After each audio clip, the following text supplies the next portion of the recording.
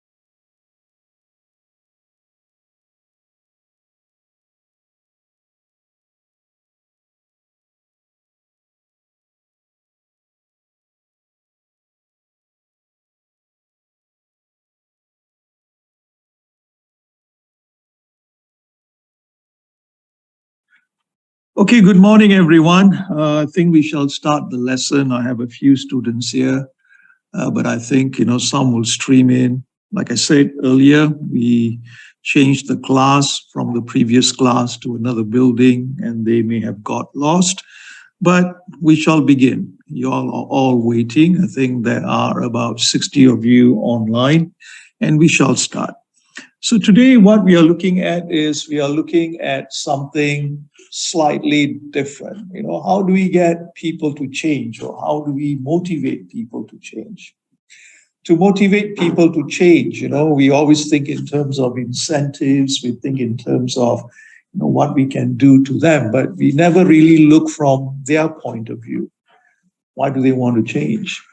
So to understand that, we have to take a few steps, or at least what we need to know is how do people view their relationship with companies? And also when they are part of companies, what's the incentive for them to change? And the incentive for them to change is you have to understand how they learn, how they collectively learn as a group, how they collectively learn or individually learn something. For them, okay, I'm learning something from this. I think it is good for me to change. That's what we are trying to look at. Okay, so let's start with relationships between people and companies. So let me stop sharing this and let me pull out, pull out my notes. I hope all of you have my notes. I usually update them, and this one I will update your portal over the weekend again. So I'm aware that I've updated all of them. So remaining 3 lessons, and I'll finish off all the updates. So what we need to look at is we need to look at what we call the psychological contract, or what I call the contract. And this is known as the psychological or social contract. When we look at our relationship with companies, like me when I work for Kaplan, I have a contract. I have a physical contract. They tell me what needs to be done, what I need to cover, what I need to do with the exam papers, how long do I have to mark those papers. So I am being assessed on all those points. But at the same time, there is a contract which is kind of invisible. So we call that the psychological contract. And that contract is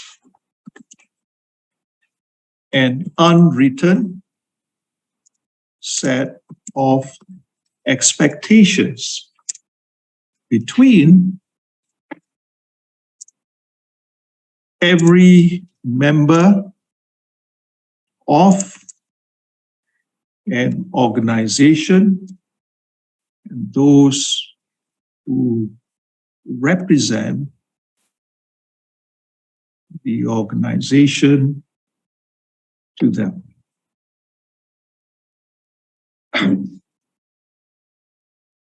So that is what a psychological or social contract is. So apart from that physical contract that you have a contract with Kaplan, a student Kaplan contract. You pay this much fees, I give you this much education, at the end you get a degree. And if there's any dispute about the terms and conditions of the contract, you can take that to a court of law and fight it out. But psychological contract is a little bit different. So let's say you have a contract, or I have a contract with Kaplan. I follow everything. But then let's say, example, okay, Kaplan doesn't pay me on time. Or maybe they haggle with me over the price. Hey, how much should we pay you? And then they rush me. Hey, contract says, you can submit your results in 2 weeks. Rush me, we need it in 3 days. So you have problems. That's a misunderstanding. So this is what we mean by a psychological contract. So you're looking at things like, okay, so it incorporates concepts such as fairness,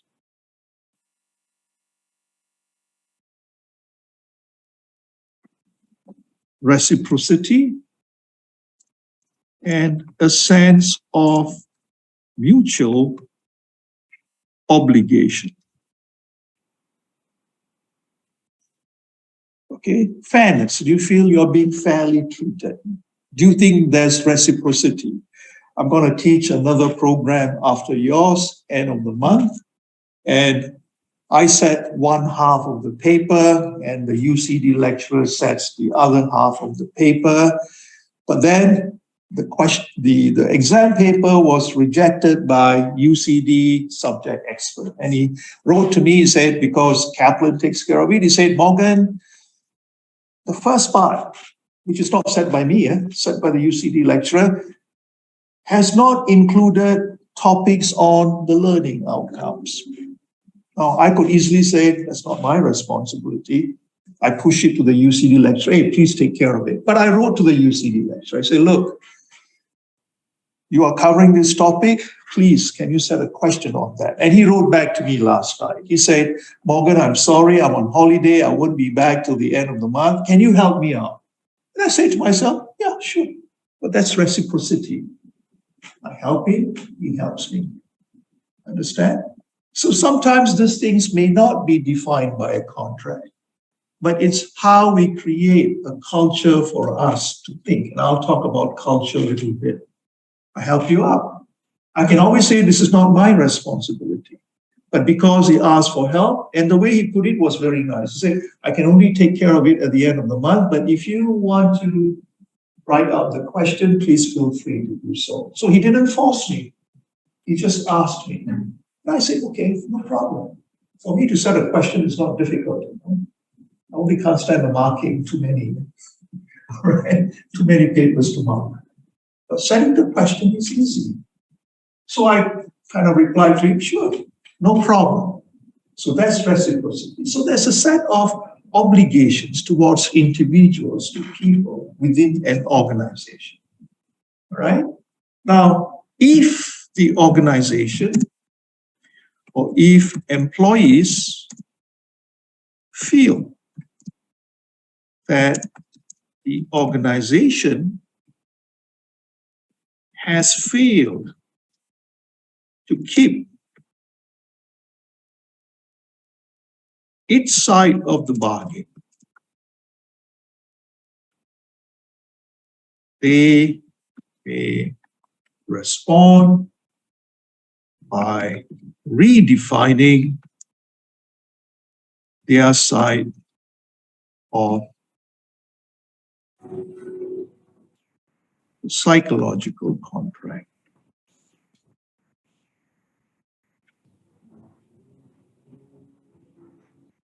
So at times when you work in companies, you feel you're being unfairly treated. There were things which were promised to you which were not delivered.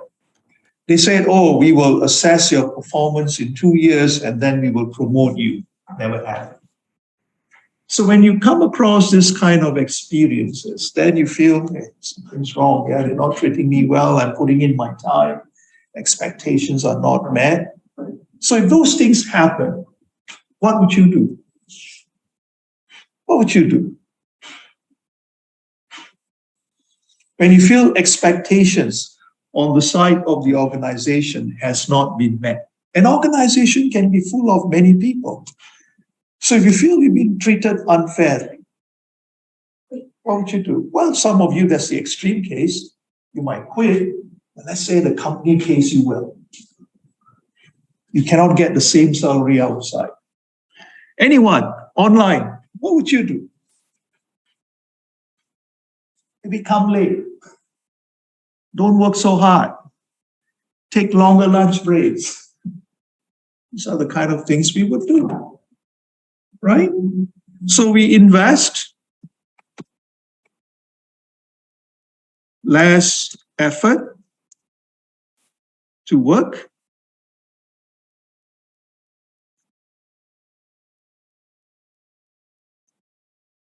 Okay, so we invest less effort to work. You may see problems, but you just let it slide. Don't worry about it. It has always been there. No need to fix the problem. So you would be less inclined to innovate. And if management comes up with anything, hey, let's do this, let's increase market share, let's come up with a new product, you would normally complain. Why follow? You would be less inclined to respond positively to changes proposed. Okay, by management or the change manager, if they tell you, hey, let's do this, you might be less likely.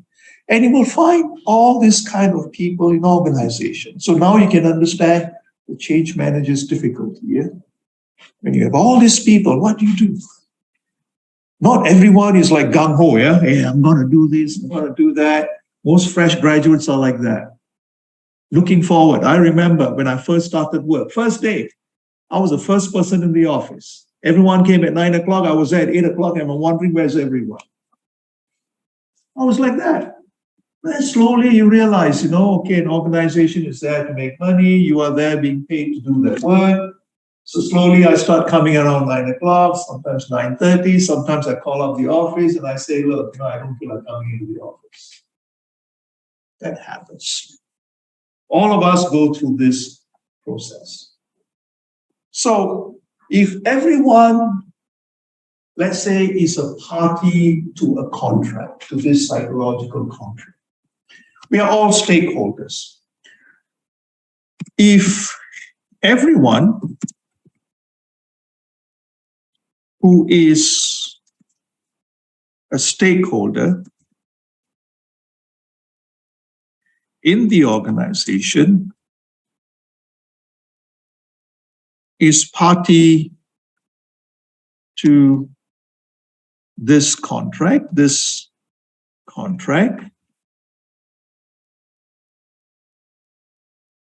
the reasons they may resist change can be a few. And let's look at that. Why they might resist change. One, self-interest. We call it parochial self-interest, which is people resist change when they think they're going to lose something they value. For example, you're happy in a department. You get along well with the people, you perform well, and suddenly management says, okay, this department is going to merge with another department. And all of a sudden, things change. You resist because you were happy what you were doing before, right? So this is known as parochial self-interest. People resist change.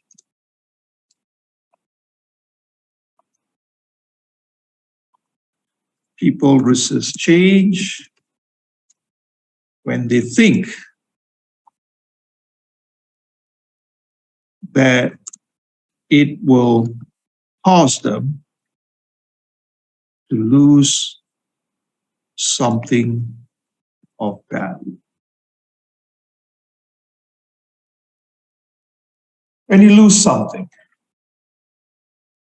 right? So most people, when you work in organization, what do you think about? Do you think about the organization or do you think about yourself?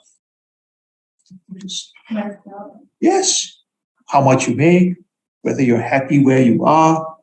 Did they give me a house? Did they give me a car? There are people who talk about this kind of things,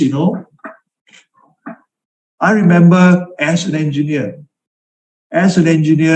I remember at meetings, managers. I remember one manager talking about the size of his pool. He said he wants a bigger swimming pool in his house. I was shocked. What has that got to do with the performance of the organization or his performance? He just wants a big swimming pool in his house. Parochial self-interest. We are all selfish people. Remember that. As a change manager, you have to remember that. Okay? People tend to focus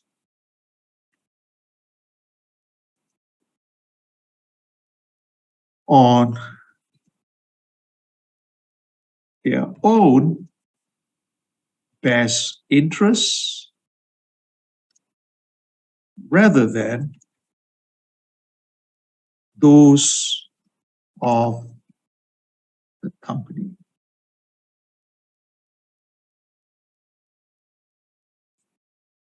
I remember once I also do some work, as again a part-time work. I don't do it very often now. At least I didn't do anything during the pandemic, but before the pandemic, I also act as a consultant to multinational corporations when they send people to Asia. So there is this company in the US who will call me and says, Morgan, there are people being posted to, let's say, Jakarta, to Singapore, to Tokyo, to Phnom Penh or whatever, Shanghai. Can you go and talk to them about how to do business in Asia? So I'll go and talk to them. And then I would remember talking to this Korean manager, director, or someone. Usually I talk to the senior people. So he said, I asked him, he had a very nice house with a swimming pool, very nice house in Singapore, somewhere in Grange Road. So I went to see him and I said, wow, you've got a very nice house. He said, then he was explaining to me, yes, rental was $20,000 a month. I said, wow, that's a lot. And then towards the end, as I was talking to him, he said, yeah, but my target is very, very high. His sales target or his performance target is very high. Then I looked at him and I said, yes, it has to be. You're staying in a house like this, who's going to pay for this? If you stay in a HDB flat, maybe 2-room, maybe your target will be low. He was stumped. He couldn't understand that. He was thinking about himself. He forgot that the organization has got its own goals. He didn't last long. He lasted less than a year in the organization. Doesn't mean you ask for a high salary, a big house, a big car. Organization is just going to give it to you. They will. But then they set the target so high that it might be difficult for you to achieve it. Remember that. Okay? People will give you. If you come to me and you say, I want a $10,000 salary per month, I say, sure. What can you do for me? Can you make me $1 million a month? That is my question. Okay? So people always think about their own best interest than the company. Right? And when things don't work out, what happens? You have misunderstanding and lack of trust.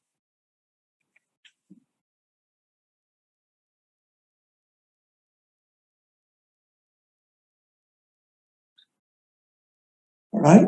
Because there has to be a change. If organizations don't perform, they may bring a change manager and they say, okay, look at what's happening and then decide what needs to be done.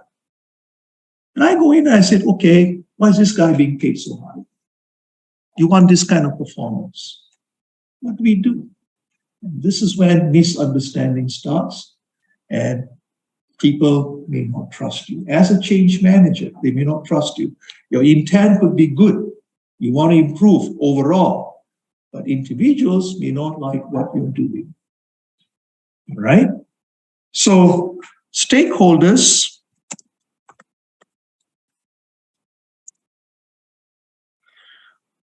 do not understand the implications of change. Okay, they believe that it will cost more than what will be gained. And in some cases, this could be true. Okay, in some cases, this may be true. But as a change manager, what you're looking at is you are looking at the thing as a whole. But individual stakeholders, they may have different assessment.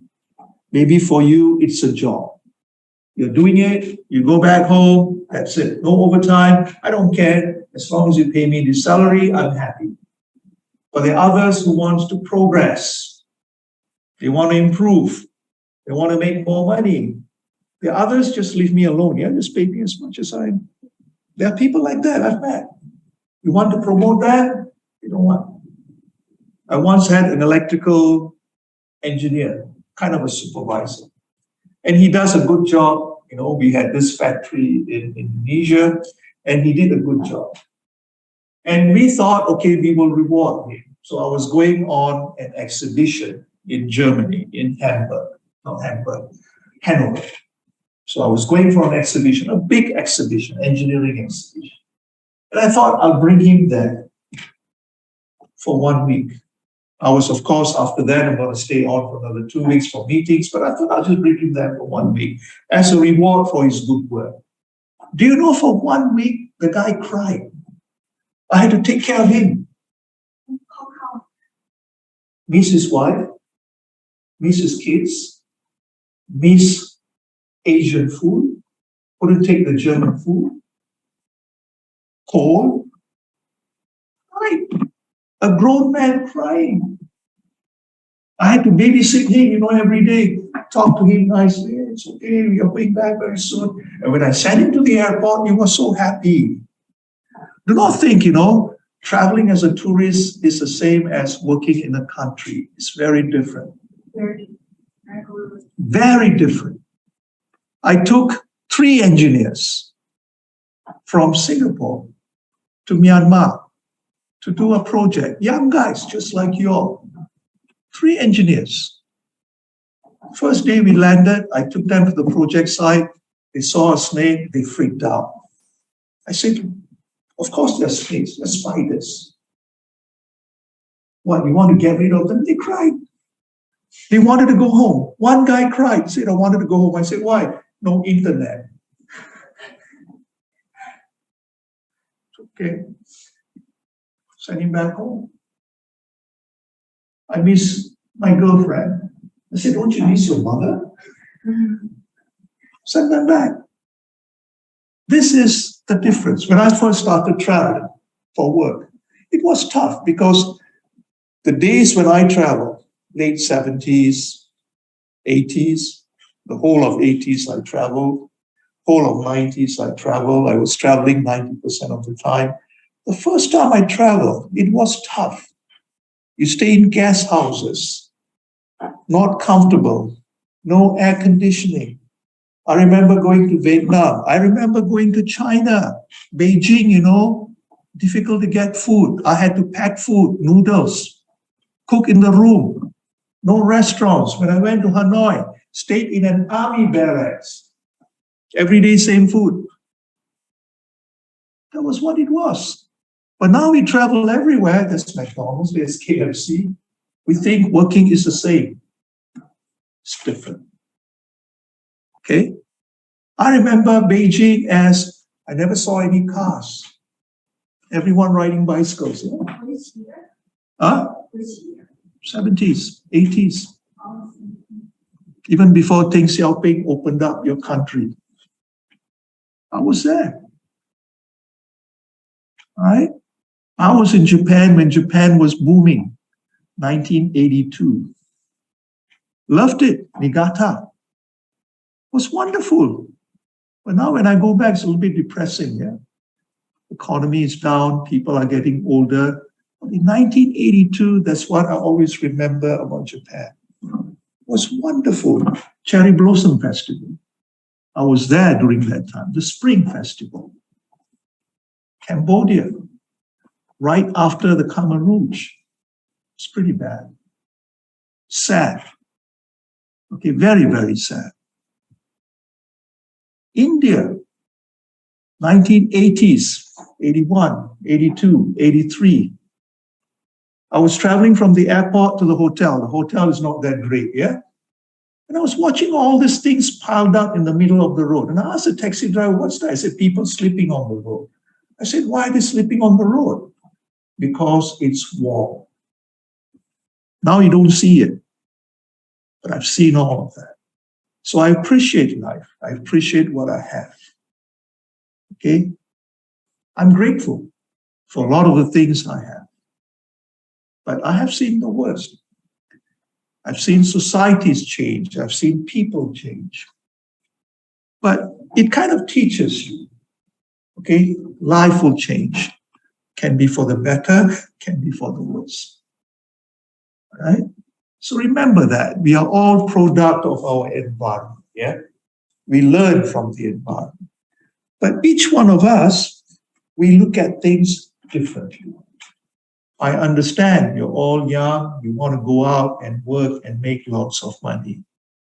But the organization may look at it differently. We all have different assessments.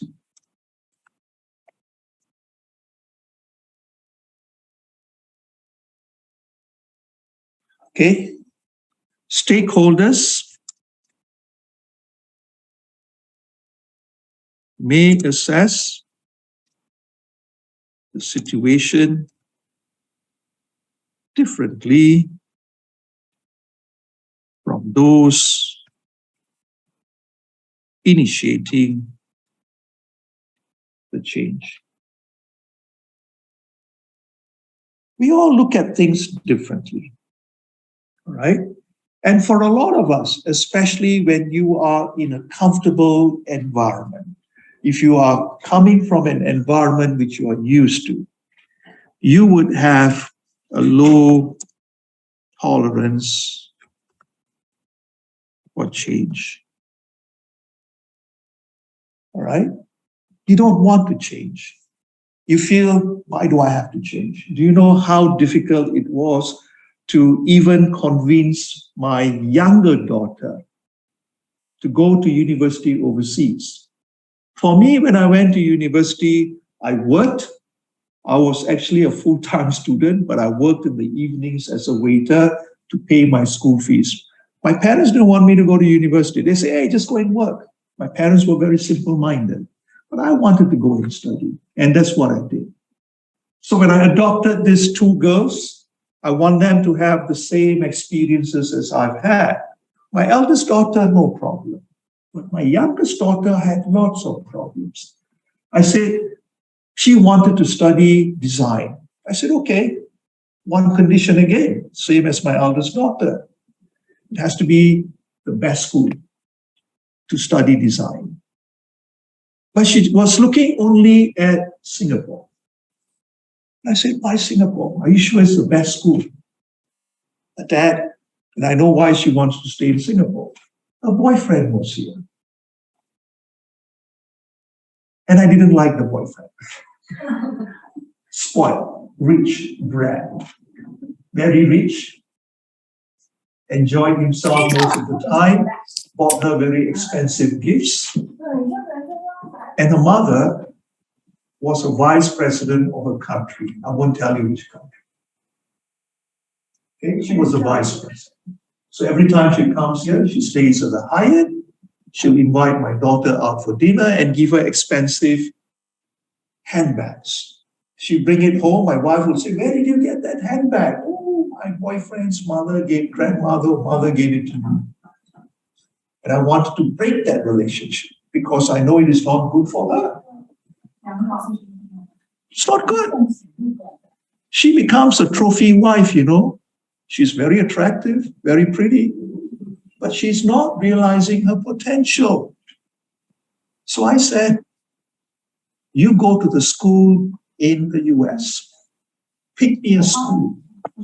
study in the US, which is very great in this, and she found it. She went there and she did what any broken-hearted girl would do. She didn't study. Every day thinking about the boyfriend, calling my wife up. I want to come back home to Singapore. 1 year she did that, and finally, and she failed the exams.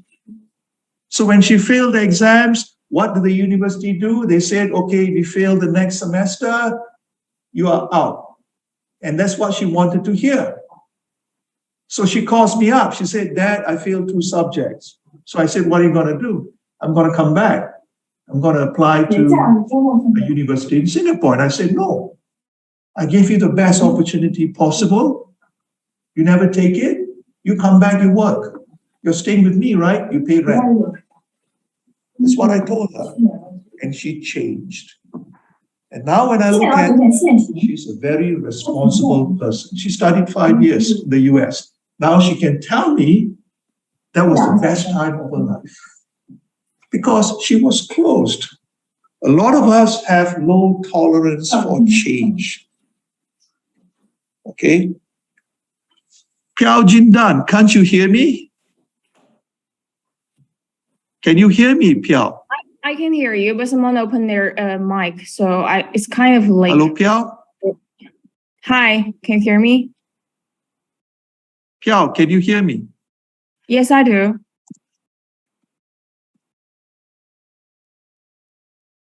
Let me just check this here. Okay, good. All right.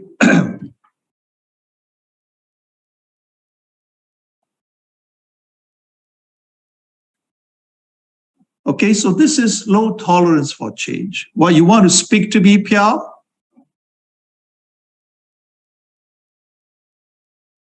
Yeah, I can't hear you. Okay, maybe it's your mic, yeah? All right. Okay, so people have a low tolerance for change.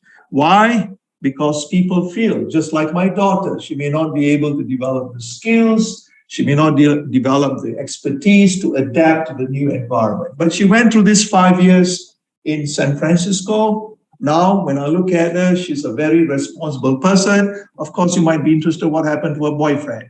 She broke up with him. Now she's happily married to some other person. I like this person. He works hard, he's smart, he runs his own business. Okay? So things will change and we have to accept that. Okay, so stakeholders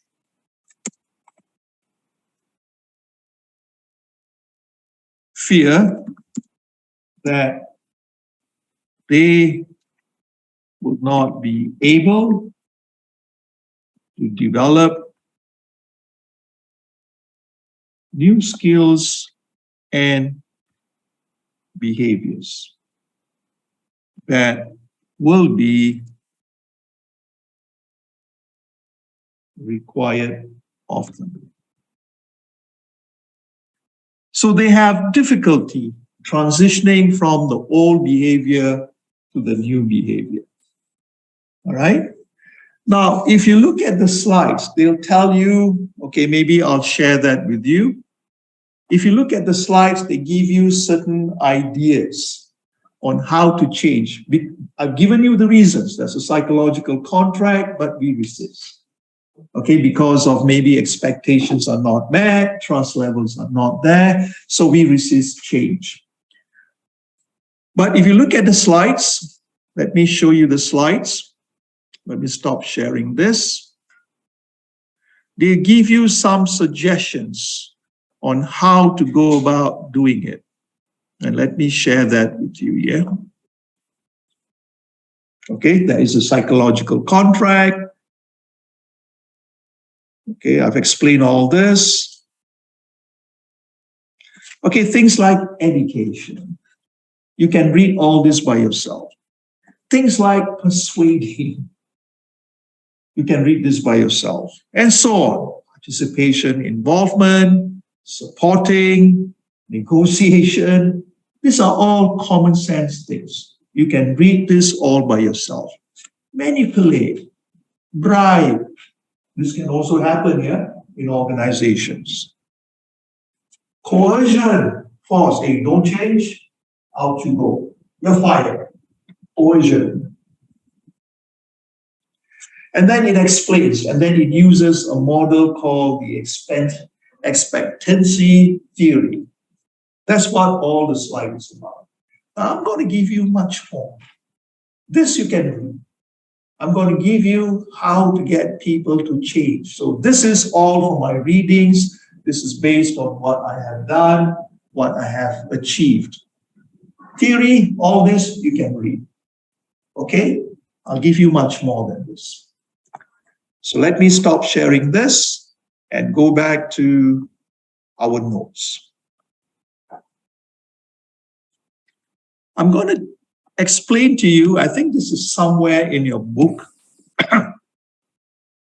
It's called the experiential learning model.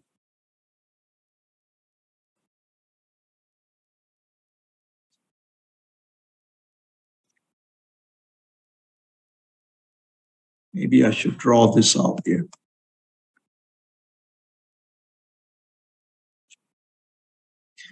Maybe I'll use a different page, easier.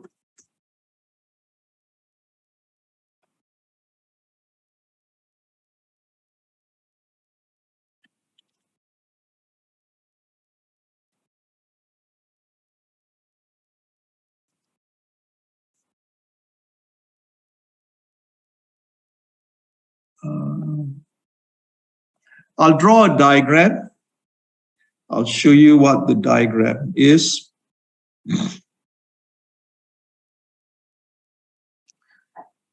I'll draw a diagram. This is known as an experiential learning model. First, take action.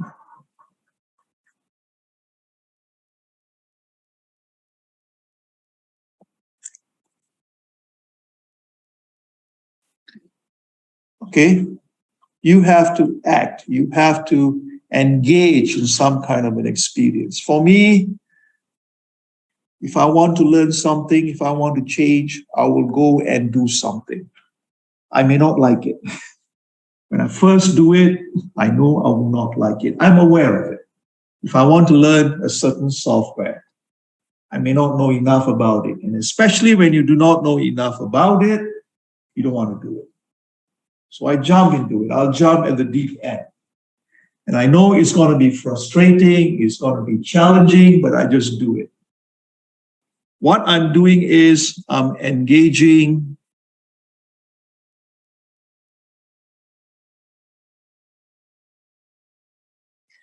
I'm having an experience.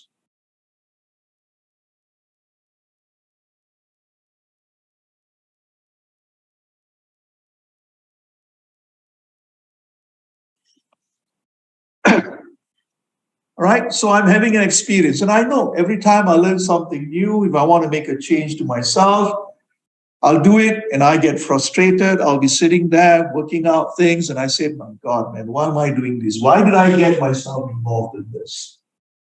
I always pull my hairs out, stressed. But then I'm having an experience. This is normal for anyone. You want to learn something new, you want to make a change. You go through all this process, even when you first started studying, at least for me. When I first went to university, I didn't know anyone. I had no friends. I didn't know where to stay. I didn't have a place to stay, I kind of I met a few girls and I kind of sweet talked them and they let me sleep in their kitchen for 1 week until I found a place to stay. In the UK, cold, September, October, until I found a place. And the place I found, a lot of gang fights. For the first 3 months, I suffered. And I said, what have I done? You go through the experience. And I did this all by myself. But after 3 months, you make friends, you learn things, you get to know things. Things becomes better. So you observe. I do not know why this one keeps coming up. Observe and analyze. Give me a minute, yeah?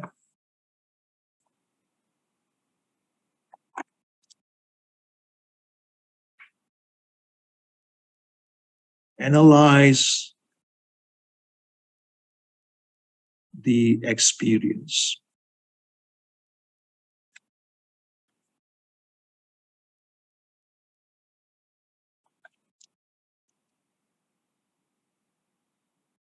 Okay? You have to do this. And once you have done that, what you then do is you generalize the experience.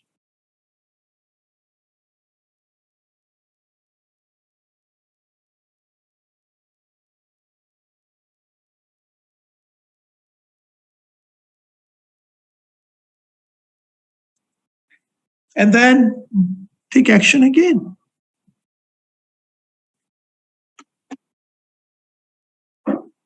This is what we have to do. This is known as the experiential learning model. So if I want to put some words to it, first you have to act. First you have to act, which is you are engaging in experience.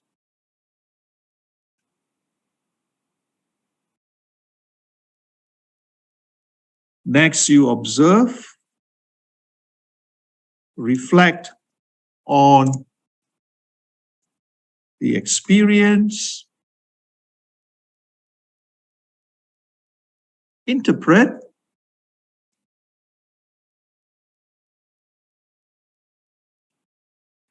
meaning make sense of the experience,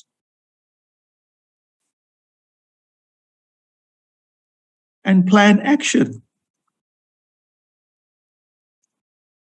Test the interpretation by taking action again. This is what you have to do. This is known as the experiential learning model. We learn from experiences. A lot of the things that, books are good, but books give you the theory. Can you take this and apply? You're taking action. Does it work? Does it not work? That's how we learn. It's not memorizing and regurgitating in the exam. Yeah? Exams are your least worry. Exams, don't worry about it. You will all pass, I'm sure. You will all pass your exams. You come for the lecture, you read my notes, you will pass the exams. I guarantee you that. But what I usually worry is, whatever you've studied, when you go out and work, can you apply? Most people are afraid. You don't want to apply, you forget, you throw your books. Do you know I have collected books from my secondary school, high school? I have a library at home. I have more books than what you have in your library. Whenever I run into problems, that's why I go. This is my source of knowledge. Do you know how many editions I have? This is the 5th edition, I think. 5th edition. I got 4 more editions at home, all given to me for free by Kaplan. Yes, I collect books. This is my source of knowledge, and I read all of them. Okay, if I'm not sure. But you read, you apply, not memorize. How do we do it? Why does it work? Why doesn't it work? The book says it will work. But when I try it, it doesn't work. Why? Reflect. This is what we have to do if you want to improve. Understand, everyone? I know I am not talking to the online class. Do you all understand, everyone? Anyone has any questions? I know I'm just rambling away to the class in front of me, but does anyone have any questions? Is it okay? Piao, Sunchi, Jinza, I hope it's all okay, yeah? Do not think I'm ignoring you. I see your chats over here, but if you have any questions, just type it and I'll try to explain it. Okay, let's do one more, a small section, maybe every section, and then we'll take a break after that. Okay? So if you want to be an effective learner, so let's go on to the next stage. If individuals and groups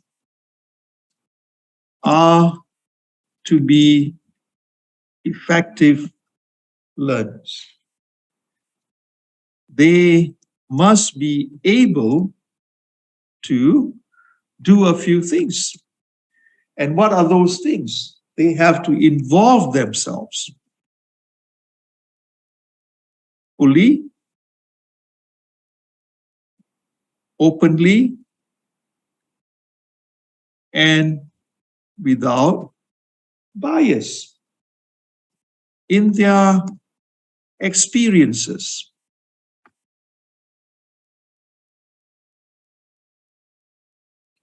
Right? Whatever experience, go and try it out. If people say this is great, go and try it out. If people say this is bad, go and try it out. Why is it bad? My daughters, whenever they did anything, they will always check with me. They don't talk to my wife because my wife will get shocked. Did you do that? But they will come and talk to me and say, Dad, have you tried this? Have you tried that? I remember my young daughter telling me, Dad, have you taken drugs before? I looked at her and I said, yeah, but I didn't like it. And then she asked me, why didn't you like it? And I explained to her the reasons. I said, just killed my brain for about 1 week. I cannot think. I felt terrible. I was stuck in my in my room, in Glasgow. I think this was in Glasgow. I was hanging around with a group of Rastafarians, people who smoke drugs, listen to Bob Marley music, and they were smoking it. I got caught in that, at a party, and I was just sick like a dog for 1 week. And I told her I didn't like it. And I said, why? Yeah, I tried it. Yeah, just like you, I didn't like it. It's okay, fine. You didn't like it, fine. Leave it at that. Don't try it. But you can't tell them, don't do it. Because the more you tell them don't do it, they'll go and do it. Understand? So go and experience, but treat it without bias. A lot of us, when we try anything, we will say, this is good, this is bad. Go with an open mind. Experience it. Okay? Reflect on those experiences from many perspectives. Reflect on and observe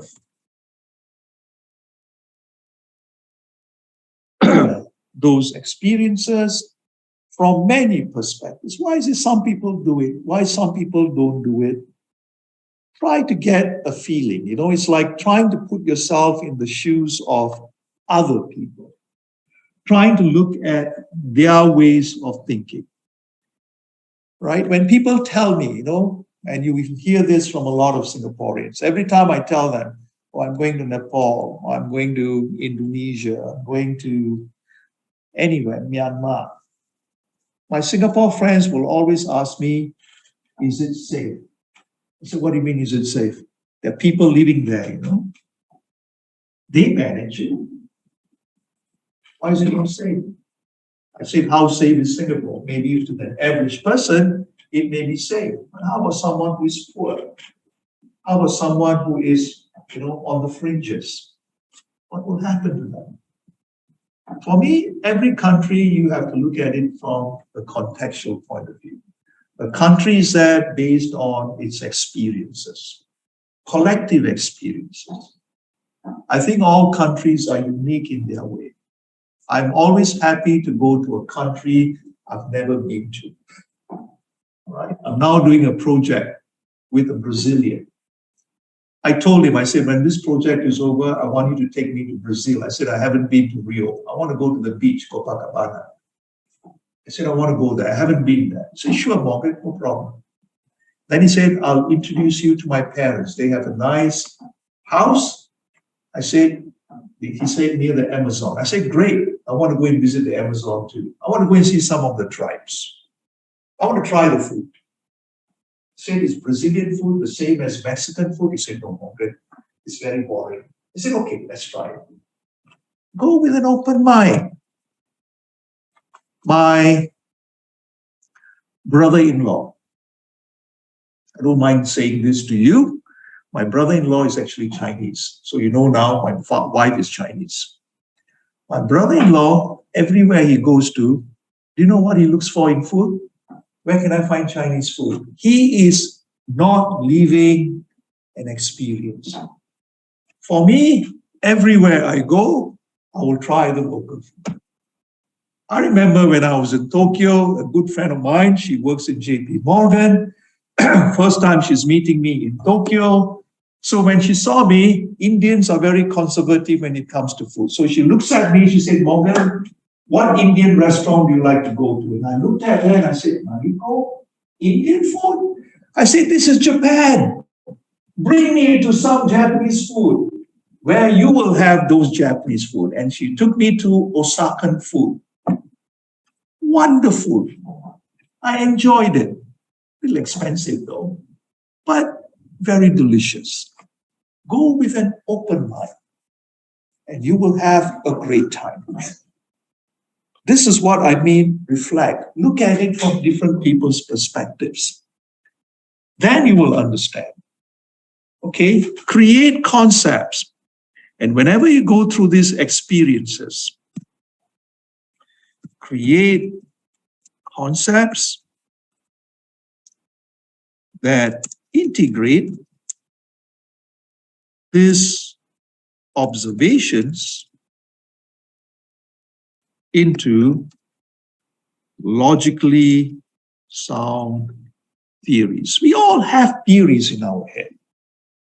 And these theories come from our experiences. But when you look at those observations and you start reading, then your theories become logically sound.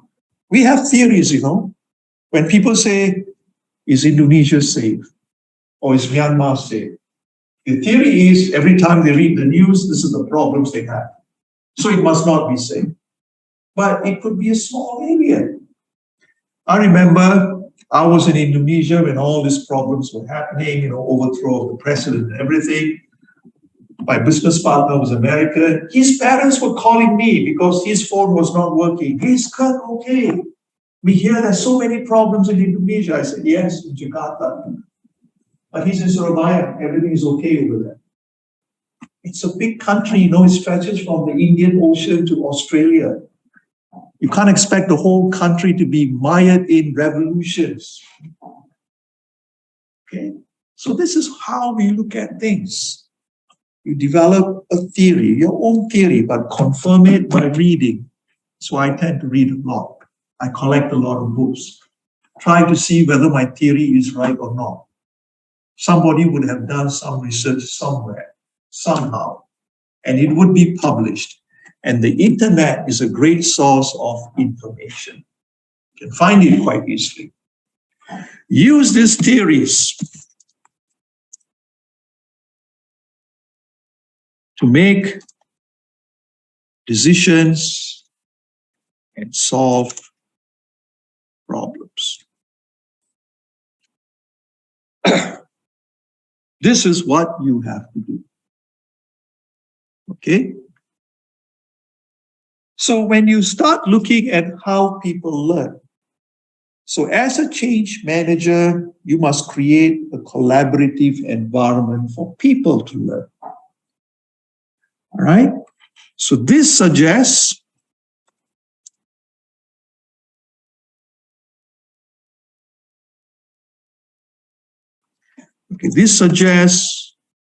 a collaborative relationship or environment between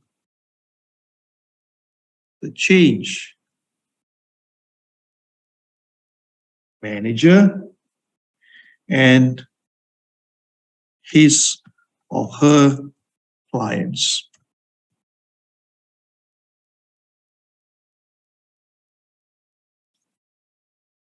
All right. So what does that mean? So if there is a change taking place, you must get people to experience it. You have to immerse them in that environment. It's not only about persuading, negotiation. Yeah, those are all the tactics you employ. But you get people involved.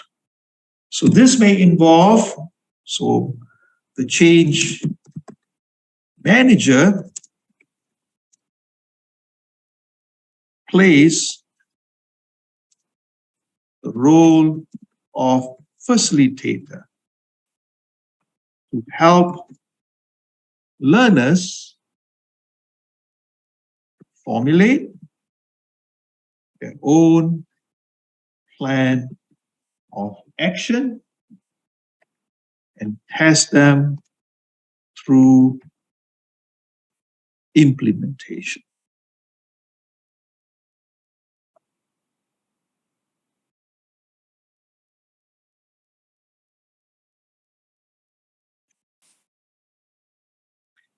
All right? So you're teaching people, you're getting them, bringing them to the experiential learning model as a change manager. What the book says, yeah, negotiate, persuade, coerce, yeah, those are the things you do individually. But you must have a big picture model, and the experiential learning model is a good model to adopt. Train people to experience, tell them the value. Okay? So when you start doing this as a change manager, this brings together action and reflection, theory and practice, in participation with others. All right? So when you start doing all this, all these things fall into place. All this is in pursuit of practical solutions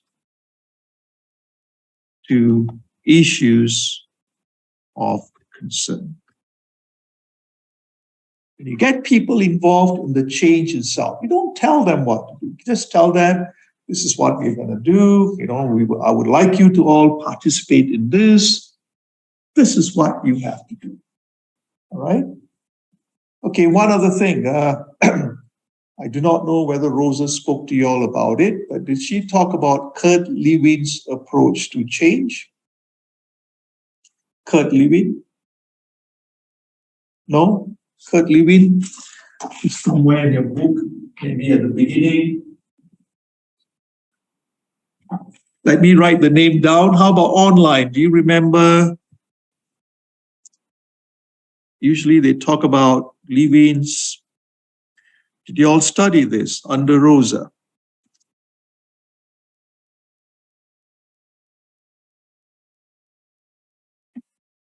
Let me look for it. Levin's approach to change. Did you all learn this? Yes? No?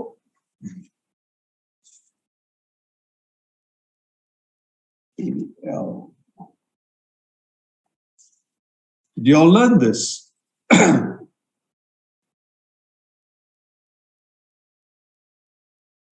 looking for it, yeah?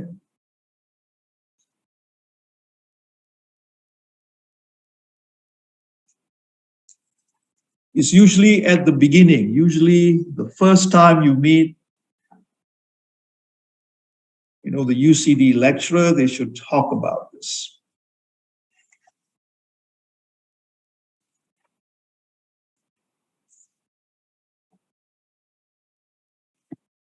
Anyone? Yes, no? I see the diagram here.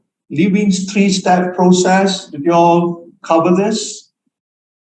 No? Yes? No? Okay, never mind. Don't worry. I'll talk about it very briefly. I'll just look at the book. I didn't prepare for this, but I just look at the book and I'll just type, explain to you, because Lewin is a psychologist and he came up with this theory on how to make people change. And he came up with what is known as, it's called Lewin's 3-step model. 3-step process, yeah? 3-step process of change. Okay? So this is known as Lewin's 3-step process of change. First, what he says, Lewin was also an engineer. All right, so what he said was, he said the first step is unfreeze, okay, or unlock the existing level of behavior. First step. All right, let me list down the steps and then I'll illustrate for you how you go about doing it. The second step is what we call move to a new level. Move to the next stage. So you are changing their behavior, giving them ideas, teaching them so that they will then have a different perspective on, okay, I think I better change. Then you bring them to the next step. All right? Refreeze. Behavior, once they have found this new behavior, refreeze behavior at this new level. So at this new behavior, you freeze them. So as you can see, he's a refrigeration engineer too. So he thinks in terms of unfreeze, move, refreeze. So Lewin was an engineer. So what do I mean by this? Let me give you maybe an example that I implemented knowing Lewin. I once employed a young girl, very smart, a young girl, very good in a job, and we traveled for some projects. And first time I'm traveling with her, and every time I notice, we will have lunch or dinner, and then she'll say, "Excuse me, Mr. Morgan, can I step out?" I said, "What are you doing?" She said, and she'll go out very young, 22, right after school. She'll smoke. I used to smoke, not anymore, but she smoked, and I kind of felt sad because a very good girl. I'm not saying smoking, I frown upon smoking, but it is bad for someone who is young, your body is developing, it might affect you in the long term. So I kind of asked her, I didn't say stop smoking. I said, "Why do you smoke?" She said, "It helps me to relax," she said. I said, "Have you tried other ways of relaxing?" She said, "What do you mean other ways of relaxing?" I said, "Go for a walk." I said, "I do that." And I told her, I said, "I used to smoke too." But I didn't tell her why I stopped smoking. So I said, "Try other ways to relax." She tried. And I think she kind of moved away from smoking to doing other things, like having what tea is that? Some kind of a tea, chamomile or something, different kinds of tea will help you to relax. So she found all these things. And then finally she asked me to make her move to the next level. I told her why I stopped smoking. I am a systems engineer, and I used to install systems to measure quality of paper. And one of the places I worked in was a cigarette paper manufacturer, where they make cigarette paper. This cigarette paper, have you ever wondered, maybe you all can give me the answer, when you light a cigarette, why does the paper burn so slowly? Here you burn, it burns very fast, right?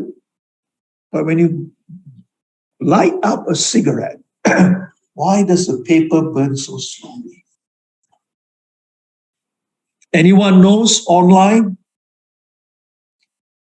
There's so many chemicals in it, And I saw these chemicals being sprayed on this paper. And we are putting those chemicals in our mouth.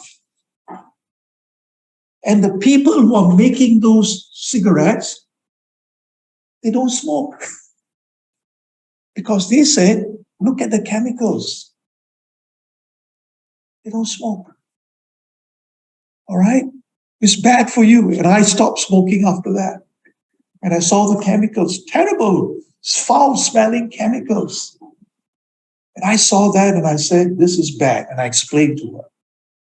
But how do I refreeze her behavior? So I explained to her and she stopped smoking. But it is a challenge, to go on without smoking, right? So how do I refreeze her behavior? She's a good designer. Okay, but every year I'll tell her, how long have you stopped smoking? And she'll say 1 year. I give her a pay rise. That's your KPI. I refreeze her behavior. And that's what I've been doing. And she's now, I think she has not smoked for 3 years now. And she says she's happy. She feels better. So these are the things you have to know about. Okay? I didn't force her. I just took her through Levin's 3 steps. Let me finish this and then we will take a break. So why did I mention Levin? Because Levin has also got something to say about how do you get people to change. And that's the reason why I told you that story. First, okay, I'll just put it as Levin's approach on reflection within experiential learning. You have to experience to validate and test concepts.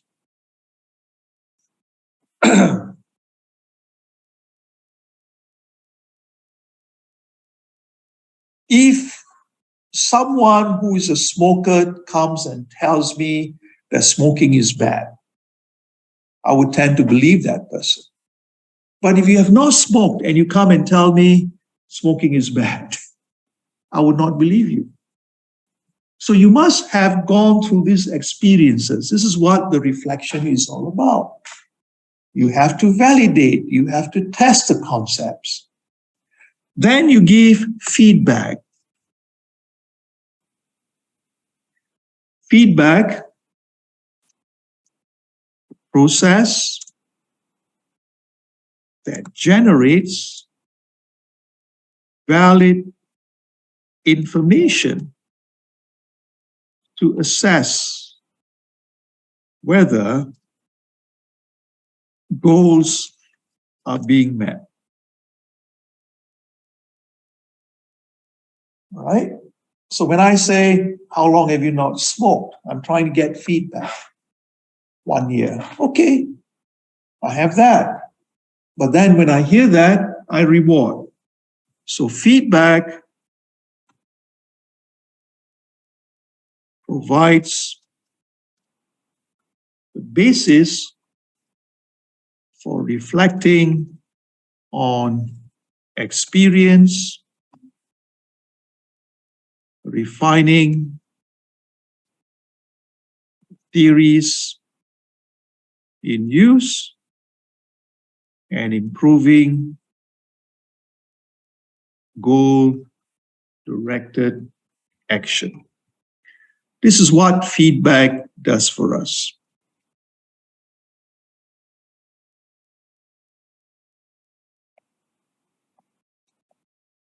Understand? This is Levin. Anyone has any questions? Even online, any questions, anyone? Ruchi, Liu Shi Cheng, Bao Chi, Piao Jin Dan, Zhang Chi, any questions? Is it all okay? How about the face-to-face class? All okay? Everything is okay? Okay, let's take a break. Yeah, it's 9:45 according to my watch here. So let's take a 20 minutes break. Can we come back at 10:05 a.m., please? And then we'll go on to the next stage, which is collective learning as a group. So far, I've talked about how individuals learn. Now we look at as a group. Okay? All right, 10:05 then. See you all a little bit later.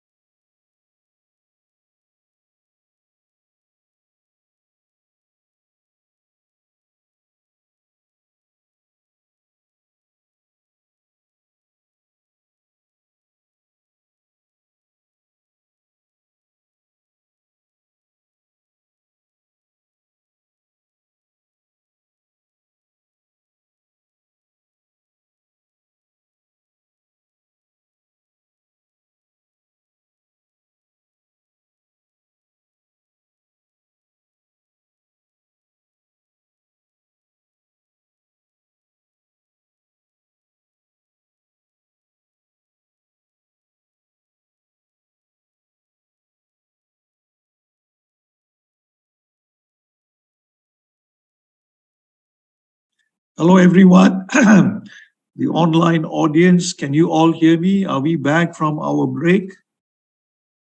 Linji, Bauchi. Okay, good. Ruchi, thank you very much. So I hope Ruchi speaks for everybody else, yeah? So I'm going to start right now. So everyone here, face to face, they're here. And I guess all of you are there. So let's begin. So now what we did before the break was we looked at how individuals learn, right? That's what we looked at. Now we have to look at groups. Groups meaning it can be a team, it can be an organization, a department.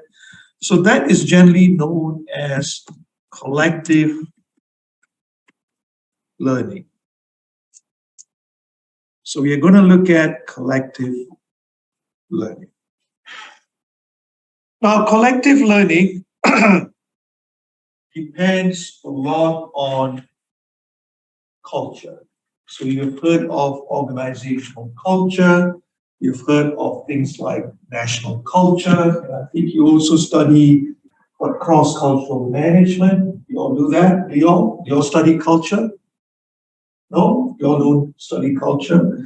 Okay, there's a subject called cross-cultural management. They used to have it in UCD, maybe now they take it out. Well, when we look at culture, so culture plays an important role in collective learning. Where you come from, the organization you belong to, the country you belong to, all that involves culture. What is culture? Can anyone enlighten me what is culture? Before I give you my views on culture. Even this goes for the online audience, Bauchi, Zhangchi. Anyone can tell me what is culture?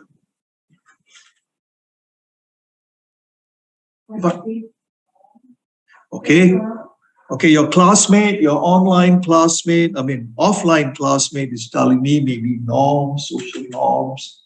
Where does that all come from? I think from history. Yeah, it can be history, it can also be geography, location, where you're located, comes from your parents tell you stories, the schools you go to, the books you read, the movies you watch. All this gives you ideas on what culture is, what you can be or what we are. Singapore, usually during National Day, they emphasize that. But if you are critical, you can find that some of it is more brainwashing. I do that. Because for government, all this is important to make you think the way they want you to think.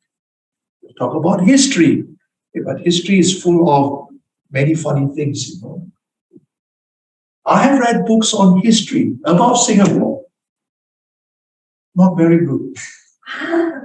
Yes. And you cannot find those books in Singapore. But I found those books in the UK.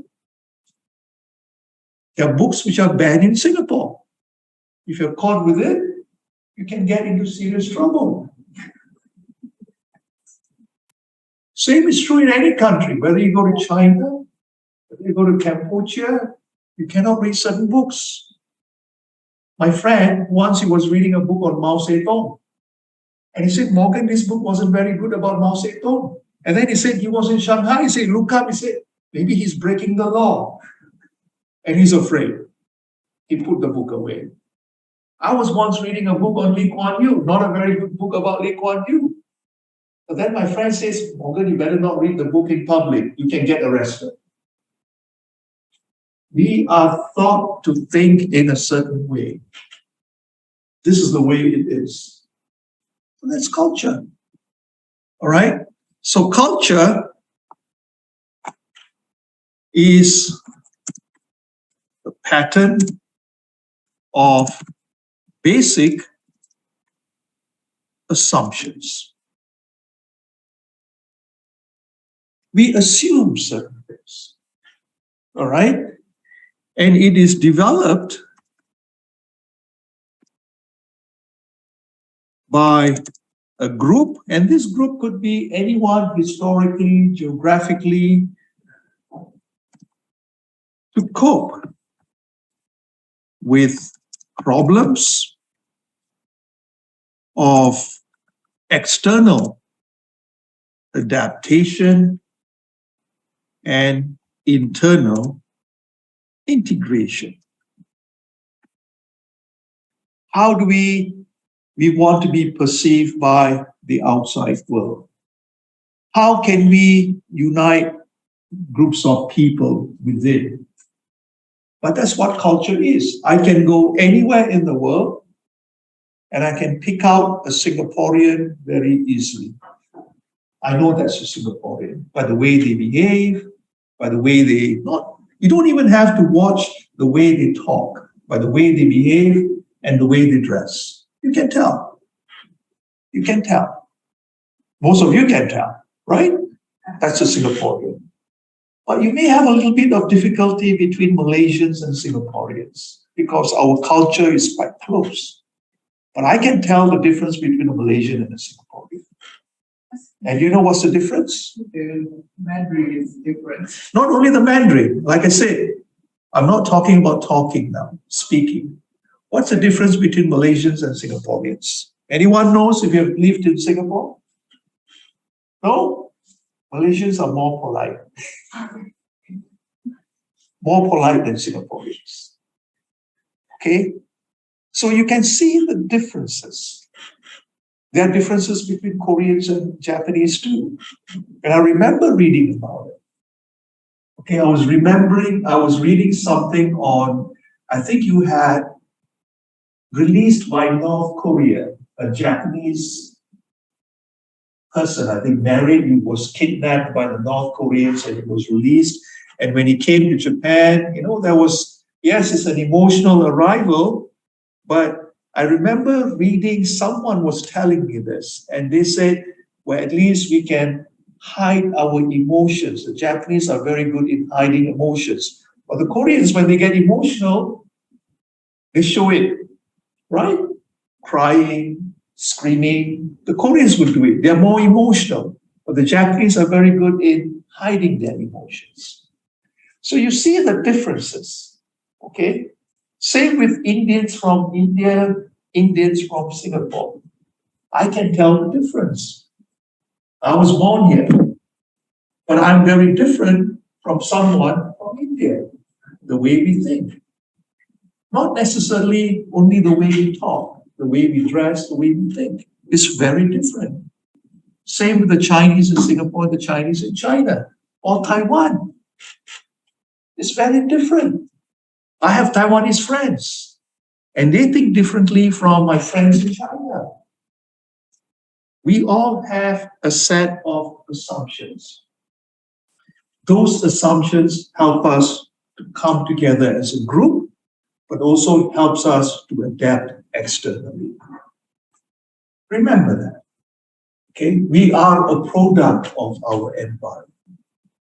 Now, it would have worked well in the past.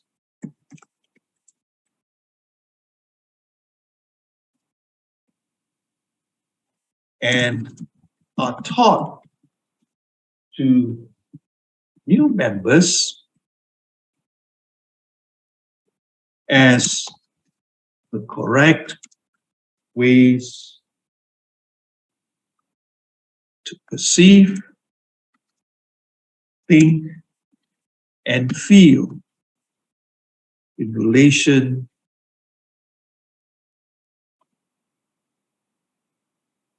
to problems.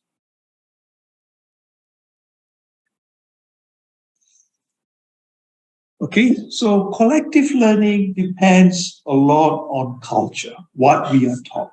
And this is not only true of a country, it can also be true of a company. A company teaches you to behave in a certain way too.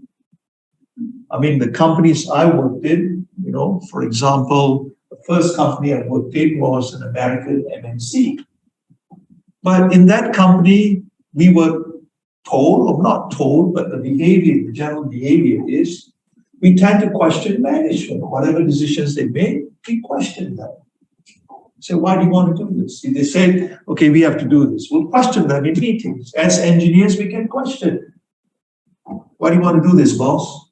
Why is this important? Why do we have to submit this report? And they have to justify. They don't tell us, don't ask me that stupid question. Listen to me. They don't tell me that. They have to explain. But in some companies, I'm the boss, do as I tell you. And you follow. So you can see cultures even in different organizations, not necessarily only national cultures. But sometimes national culture and organizational culture, there's a clash, you know. There can be clashes, right? So when we talk about collective learning here, of course, when you talk about a country, to change a country can be more difficult than to change an organization. But even within an organization, it's easier to change a team, a department, than the whole organization because of all these assumptions that we have, right? So let's look at collective learning then. What is collective learning?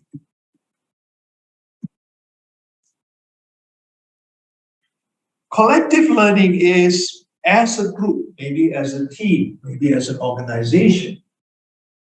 The organization, through whatever means, maybe the leader is quite open, shares things with you, or the leader can also be a little bit of an autocrat, maybe tells you, look, this is what's happening, we have to change. All of a sudden, that group finds a better way to operate. Okay, so collective learning is, it occurs when a group recognizes something that offers more effective way of functioning.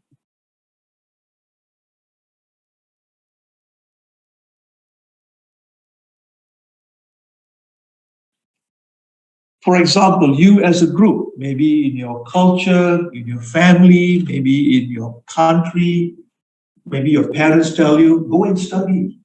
It's good for you. It will help in your career. And these are all assumptions, you know. Your parents have those assumptions. They are now passing these assumptions to you. And then you go and you find, okay, maybe this is a better way of doing it. That's why we do. During my time, my parents says, what do you want to study for? Waste of money and time. That's their assumption. Costs a lot of money. You waste 4 years of your life where you could be out doing work. But I decided to go and study against my parents' wishes. Now, parents may be a little bit more educated. Maybe they see something around them. They encourage you. Maybe this is a better way to progress. Understand? So this is, we find a better way. And organizations do the same thing. Maybe if the boss is enlightened enough, he encourages his employees, look, this is what the other company is doing. Maybe we should be trying to do that way. When people look at it, maybe they think they have to change as an organization. So this is necessary. So collective learning is necessary because people across organizations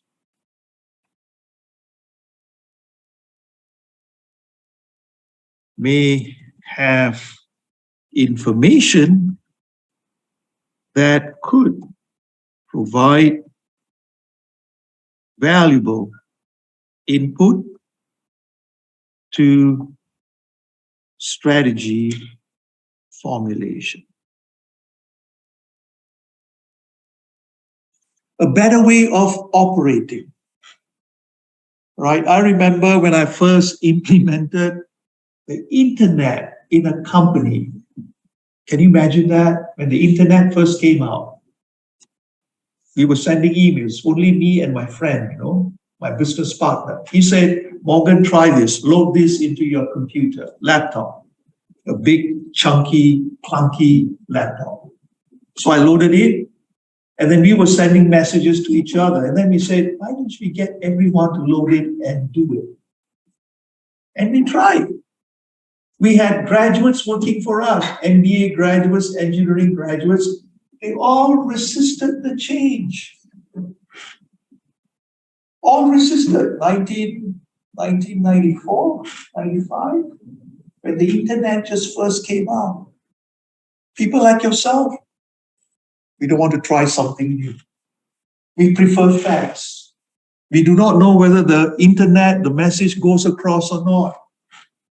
People were resistant, even implementing technologies like the internet. Now we take it as a norm because we've all had practice.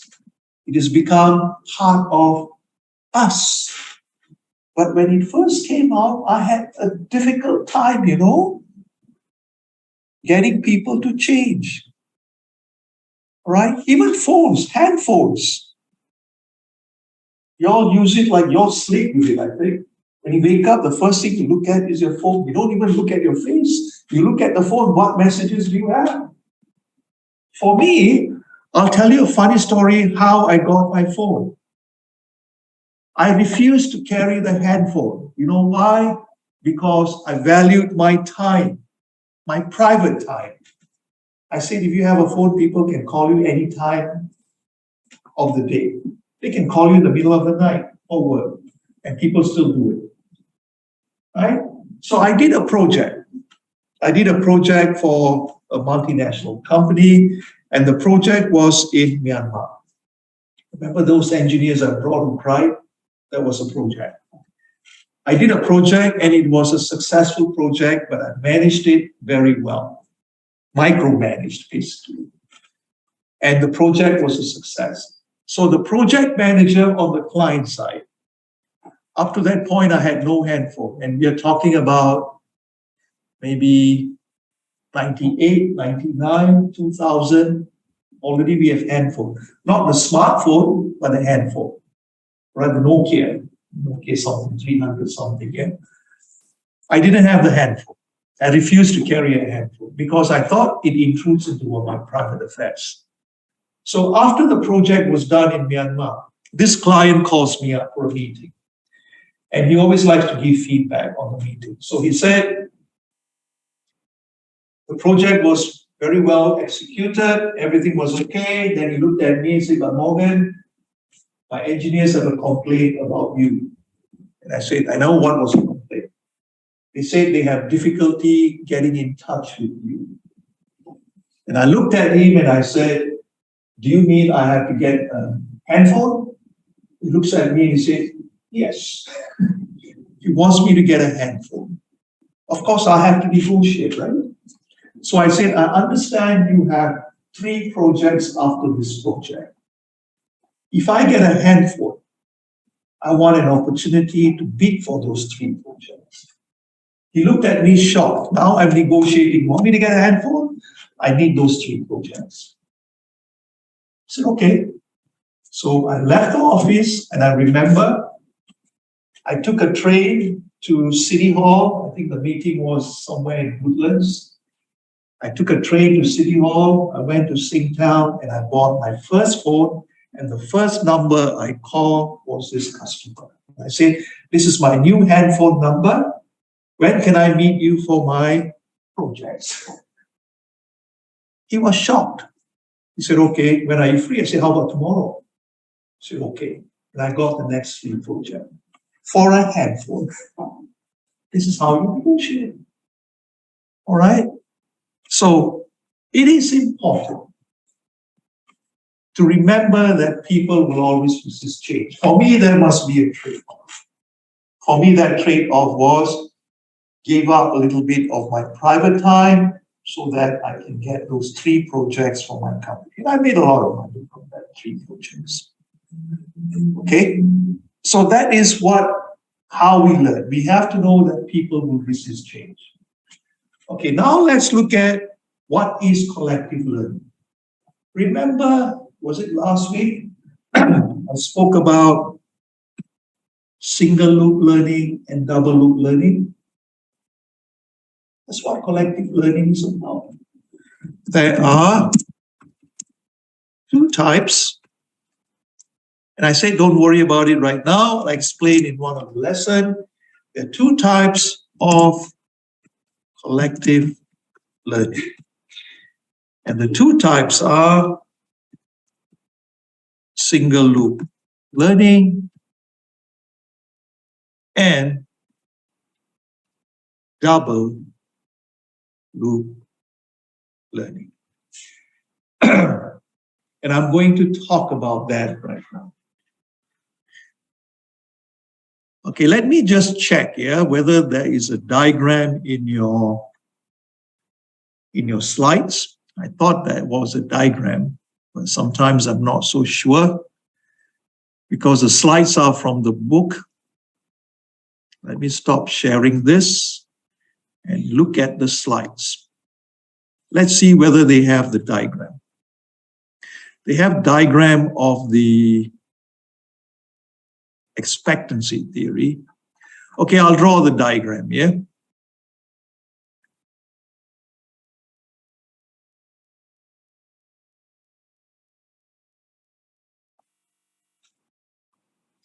Okay, let's go to the next page. So I'm going to talk about single loop and double loop learning. So let me draw this out. First, I'll draw the diagram, and then I'll explain what single loop learning and double loop learning is. So on one side,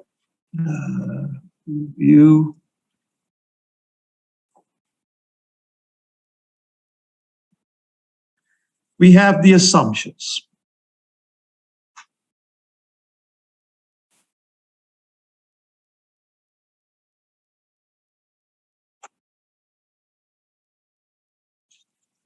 And the assumptions is basically when we look at assumptions, we're asking the question why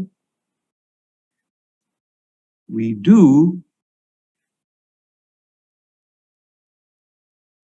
what we do. That is what assumptions are. All right?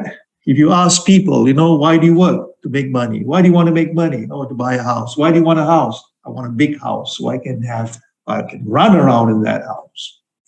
Maybe sometimes it's status. Sometimes you ask people, why do you want to work? I just want to see what my potential is. There are people who look for challenges. Money is not an issue. I have friends like that too. They just want to try different things, experiences. So each one of us have certain assumptions. Why we want to do certain things. Do not think your assumption is common amongst everyone. We are all product of our environment. Our cultures are based on that. Your assumption can be very different from mine. My assumption can be very different from my wife's. Okay, my daughters, because we are all being groomed. We are thinking in different ways, influences. So assumptions, we form assumptions. Based on our assumptions, we adopt strategies, plans. Okay, we adopt strategies.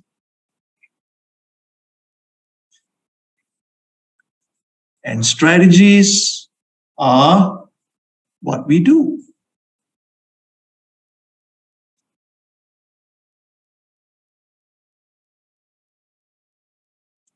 Based on our assumptions, we do this. And then we get our results.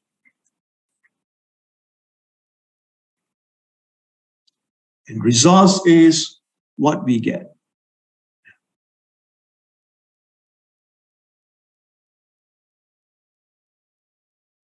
Okay, let me ask you a question. Let's say, trying to find a simple example, yeah?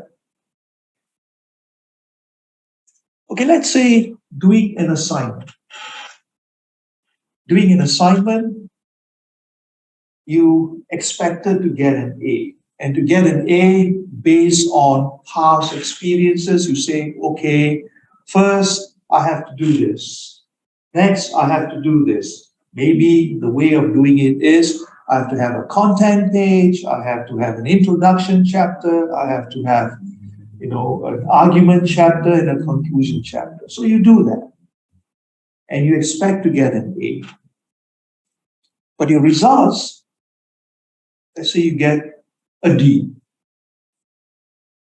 What do you do for the next assignment? What would you do? I will be asked about teaching first. You what? Ask the professor first. Okay, so you ask your professor and you say, Professor, I have the content page, I have the introduction page, I have the argument page, and I have the conclusion page. And you ask him, why did I get a D? Why not an A?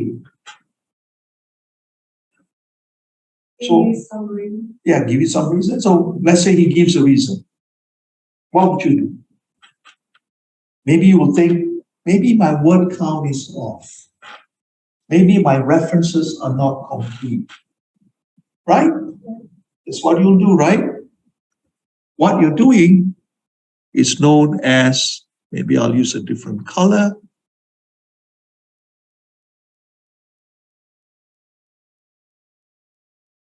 Single loop learning. So you look at your results, then you revise what you do in your next assignment. Single loop. So maybe you'll say, maybe next time I should have this word count. You confirm. Professor, must the word count, can it be plus minus 10%? You say, yes, okay, follow. Must I have this many references? Yes, you follow. That is single loop. All right? Let's say you go to your professor and the professor says, your argument is weak. That's the reason he gives you. You say, yeah, it's okay. You don't have content page, you don't have a lot of references, but he gives you the reason argument is weak. So argument is weak. What do you mean argument is weak? Yeah, you're saying this, but you're not supporting it. How should I do that? So now you're not looking at, content page, references. You're now questioning how you argue, because this is what you have been doing all along. And you have scored A's, but suddenly, all of a sudden, you get a D. And this professor says, your argument is weak. So you are questioning your assumptions about how to write an argument. That involves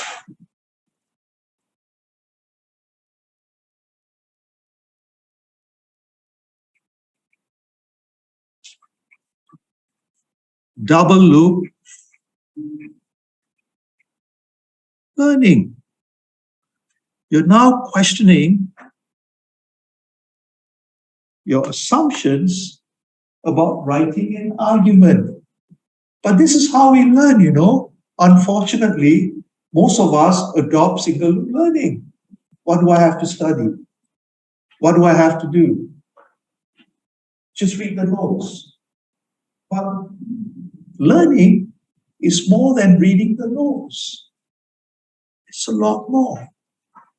When you look at people who come up with good ideas, great ideas, they don't just focus on what's in the box. They focus on much more. Like I said, I have 4 editions of this. I also have 5 different books on managing change. Different writers, different authors, because any book, this is written by John Hayes, your recommended text. But this is his opinion on change. There are other people who may give their own opinions, and they're different. So we have to be open to what others say. And when you are open to what others say, your assumptions can change. So that's what double loop learning is. Understand? When we start questioning our assumptions about a lot of things, about here, I spoke about doing assignments. It can also be about work. It can also be about family. It can also be about anything, relationships, working in a company. Yeah, I've worked in a company. I've worked in enough companies. I didn't enjoy it. I decided to go out and form my own company. But then when I formed the company, I decided I'm not going to make my company grow. I just want to keep it small, simple, so that I can do whatever I want to do. I'm not there to make lots of money. I don't want to list my company. But friends of mine have done that. And then afterwards they regret. And I say, look, when you start listing your company, you're beholden to your shareholders. Now you are answerable to them. I'm keeping my company small. I'm only answerable to myself. But that's the way I want to operate as a company. I question the assumptions about why we want to set up a company. A lot of people want to set up a company. The assumption is to make money. Mine is I want to try out new things. Of course, in the process of trying out new things, I make money. But my focus is not on the money, So we make assumptions. So we can question almost everything that we do. And I would encourage you to question those kind of things. Okay? This is how we work. Okay? Anyone has any questions before I give a few notes on what single loop learning and double loop learning is? So this is a diagram, even you can Google it. I think actually the diagram I drew is actually, I got it from the internet, yeah? Okay, you can find all these things out.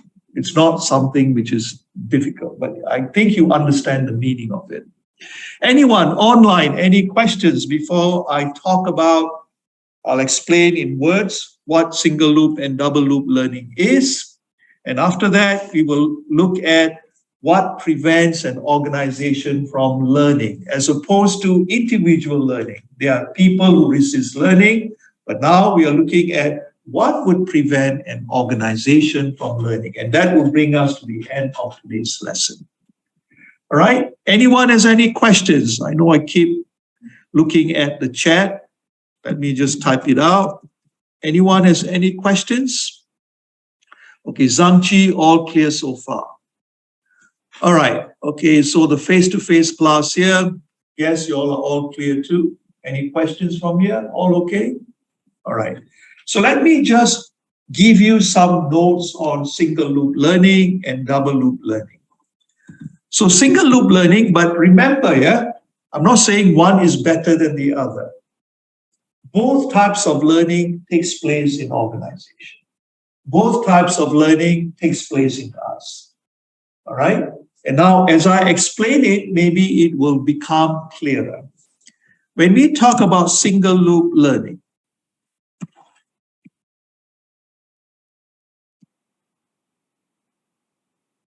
it is concerned, if you adopt single loop learning, it is concerned with continuous improvement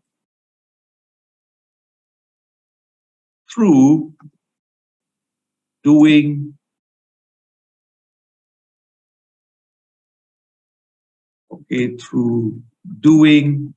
things better.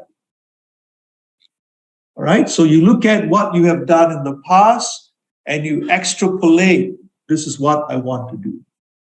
So you are undertaking an education. Maybe you look at the past, people who went to university, maybe they are doing well in industry or company. So you're extrapolating what has happened in the past to the future.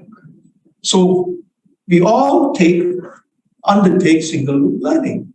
We're just looking at history, the past, and we see what we can do in the future. Try to improve. Right? It focuses, however, So when you look at single loop learning, it focuses attention on detecting errors and acting on feedback to modify behavior.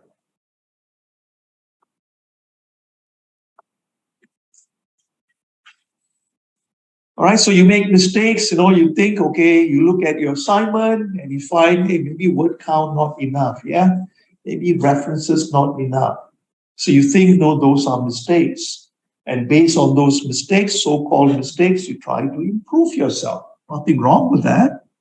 We all do it. All right? So what we do is, this is how we behave, and we develop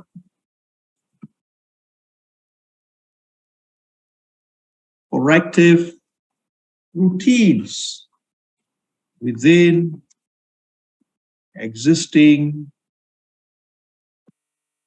governing variables. What are these existing governing variables? For example, in an organization, let's say you have sales target. You cannot meet the sales target. So you might be wondering, maybe I have to go for sales training. Maybe I need product training. You're trying to improve yourself.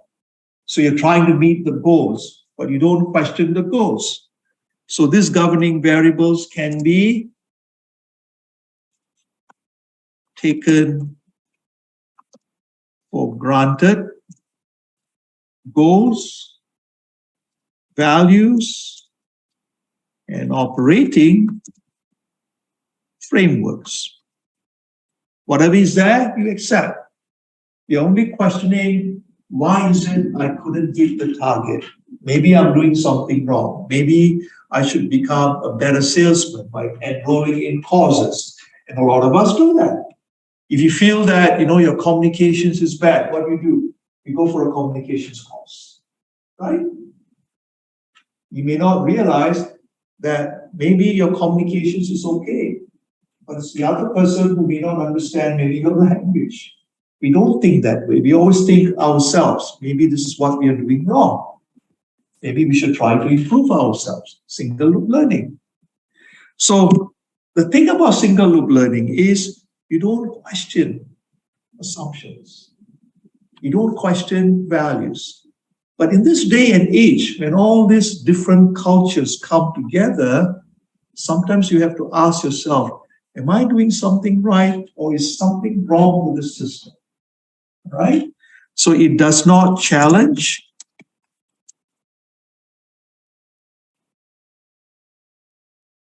underlying beliefs and assumptions that guide behavior.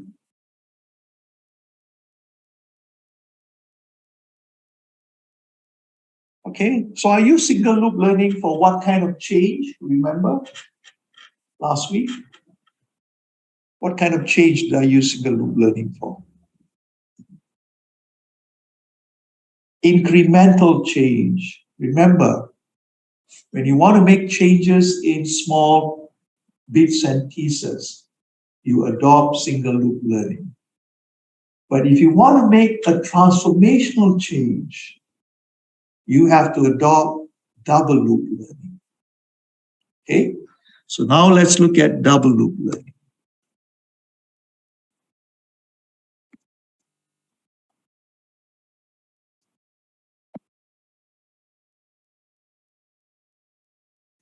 Double loop learning involves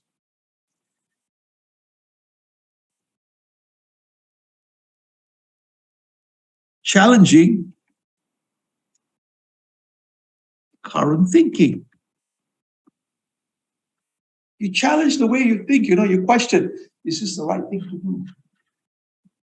I've been asking this question quite often this year. Right? I've been asking, I said, I've been doing this, for about, I don't know, doing business, for doing work for other people, getting paid good money. I wouldn't say it's bad money, it's good money, doing a lot of work. And I say, I can't be doing this forever. And I was asking myself this question quite often this year.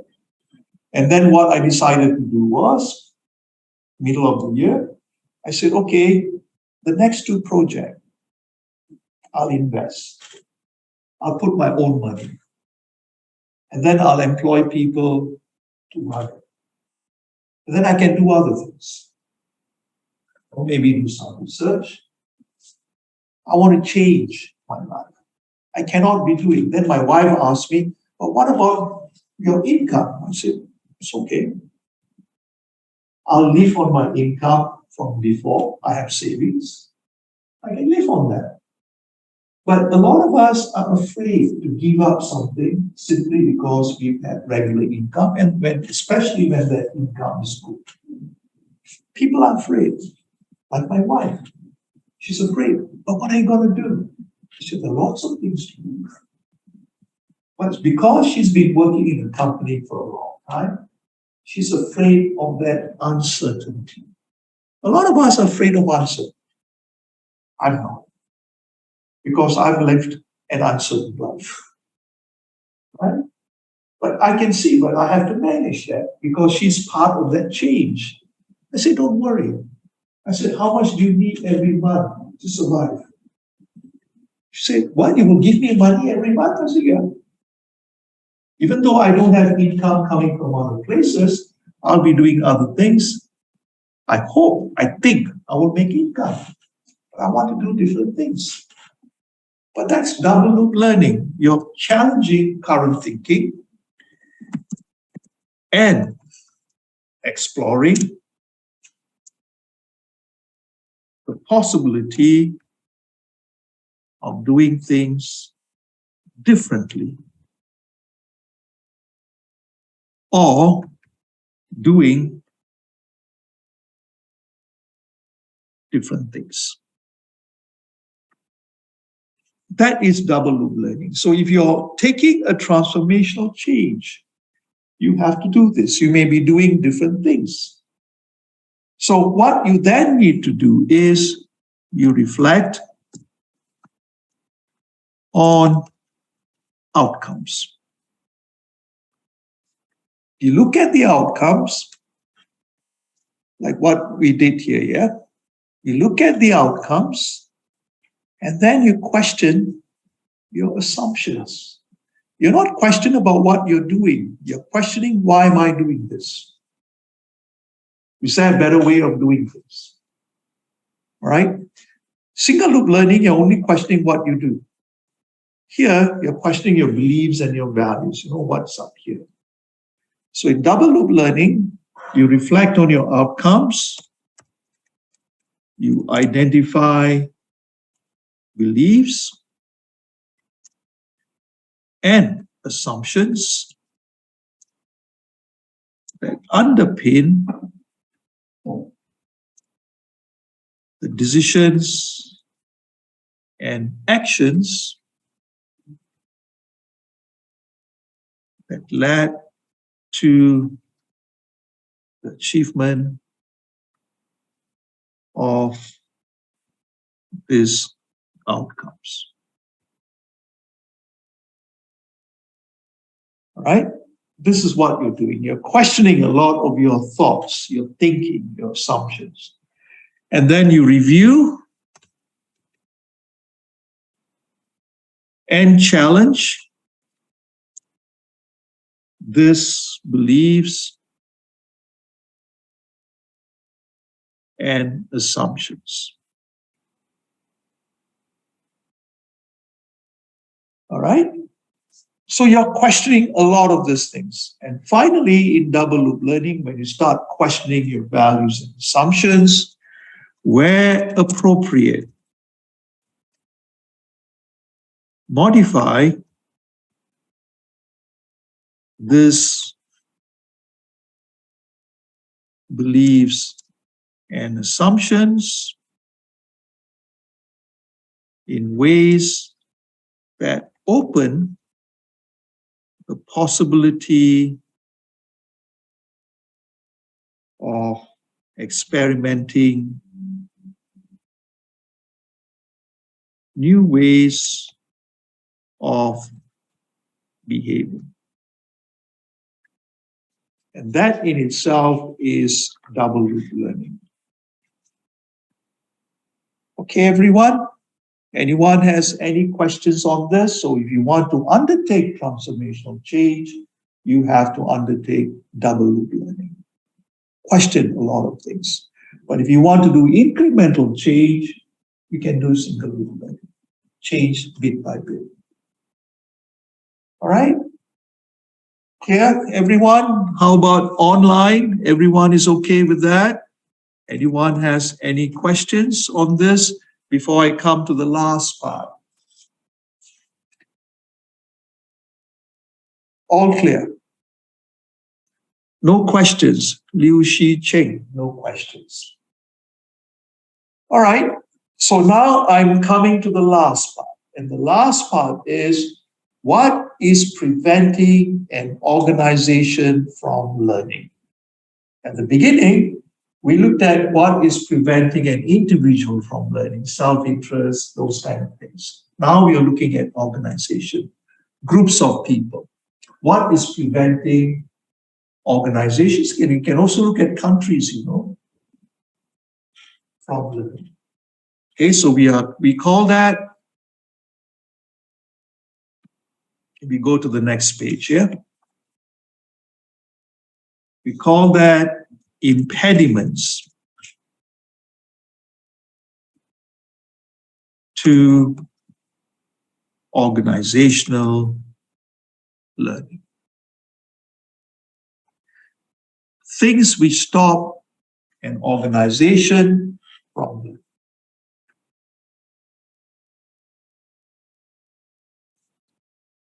When you ask someone, okay, let's look at an example. Climate change. Okay, we know, there are floods almost everywhere, wildfires in Europe, and you talk to individuals. You say, what can you do about climate change? Most of the reply is, what can I do? I'm only one person. I cannot affect climate change. But remember, change begins with a single person. If each one of us make a small change, it can affect the whole system. So people do not realize that it takes a person to change before you can have an impact on the rest. We forget that we are all part of a system. We don't appreciate that we are a system. So one impediment to organizational change is a failure.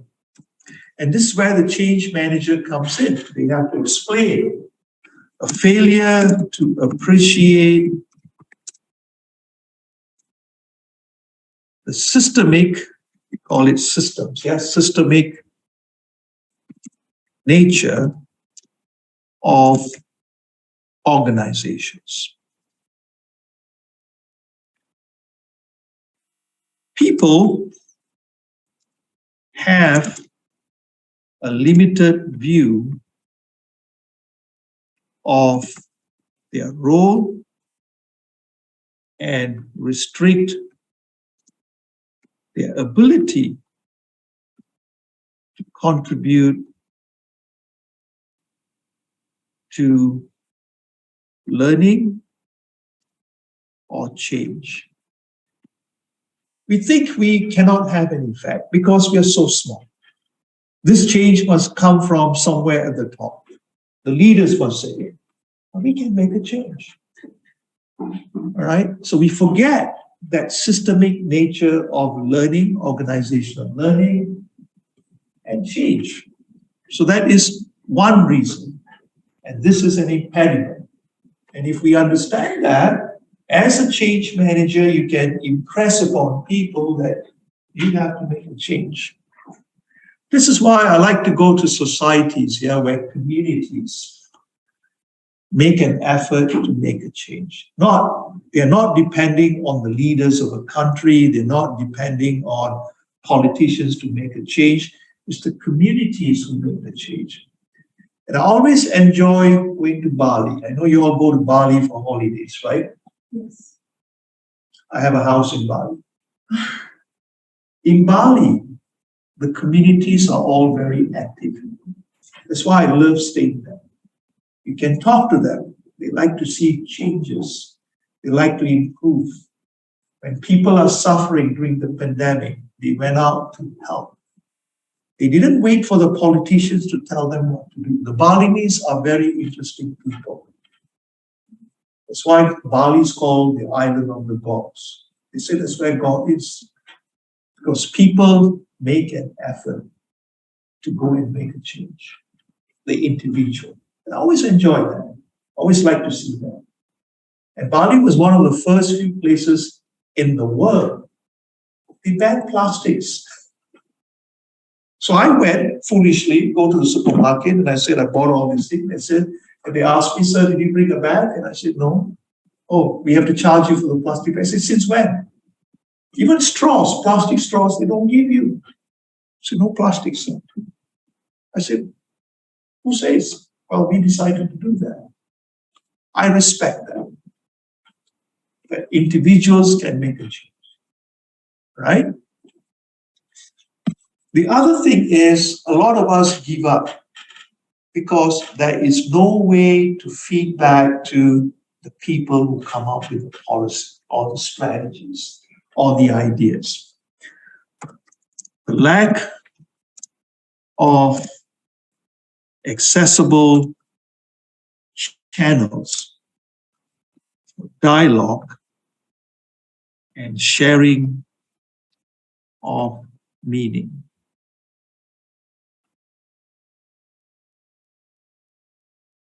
Channels, yeah. I mean, ask yourself, do you think you can influence the policy in your government? A lot of Singaporeans feel we cannot. I mean, I as a Singaporean, I feel I cannot change the policies of my government. There's no channels. But if you look at the US is pretty messy. It is messy because everyone wants to be heard. I want you to change. I want you to change. Oh, you cannot do that. The individual.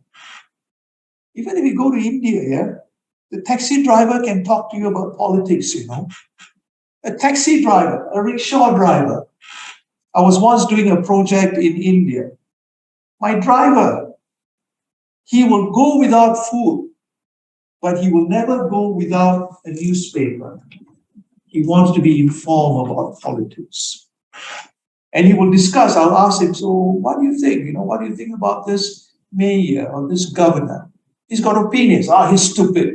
Why is he stupid? He will give you the reasons. Not afraid to speak up. There are channels. Yes, India is a corrupted country. But if you go to the big cities, they have huge posters. Phone this number if you think anyone is corrupt. You can call. Same in Indonesia. And this is how a lot of these leaders get arrested. And you'll be surprised who some of these people are. So for me, yes, they're all very messy. You go to these countries like India, US, everybody seems to know what they are talking about. But they have the channels. But if you want to make a change, of course, these things needs to be moderated, yeah? That's the way to do it. Okay?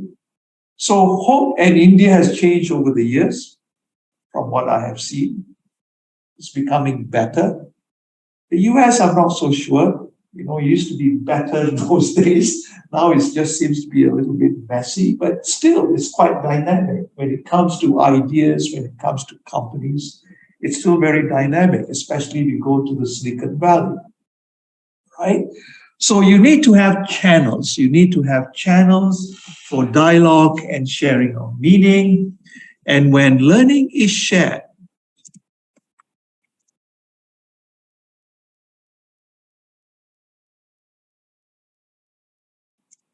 the information on which it is based on are open to challenge. And new meanings are constructed. So when you challenge ideas, when you challenge systems, this is what happens. All right? Let's go to the next stage. I'm just talking away, rambling away. Context.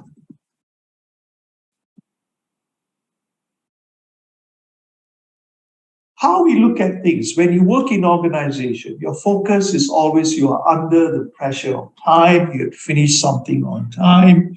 You have to do it correctly. Just like doing assignments when you are taking any subject. What is your focus? Assignments, exams? Do they think about other things? No. You never question, what is Mr. Morgan talking about? Seems like rubbish. I think I want to ask him this question. Do you think about that? No. You don't question. You just accept whatever I say as a given.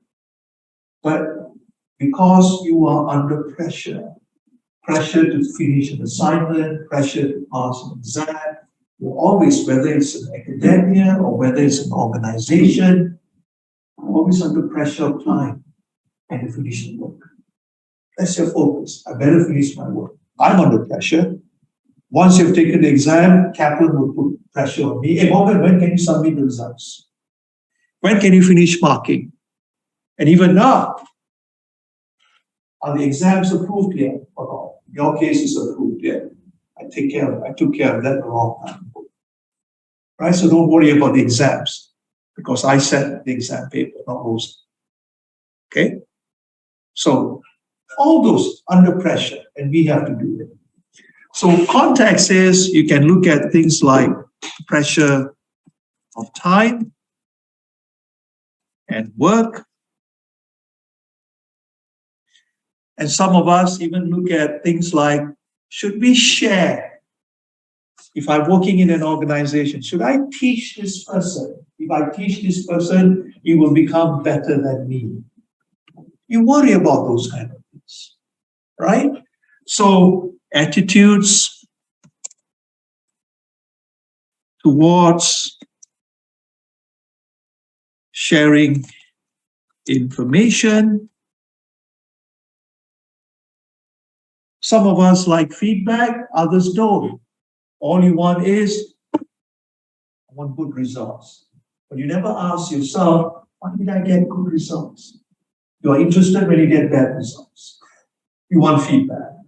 But when you get good results, you ask, I expected a C, but I got an A. Why? No one asks that question, do you?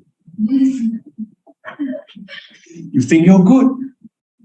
That's the problem. Maybe the lecturer is very lenient here. Some lecturers are in a good mood.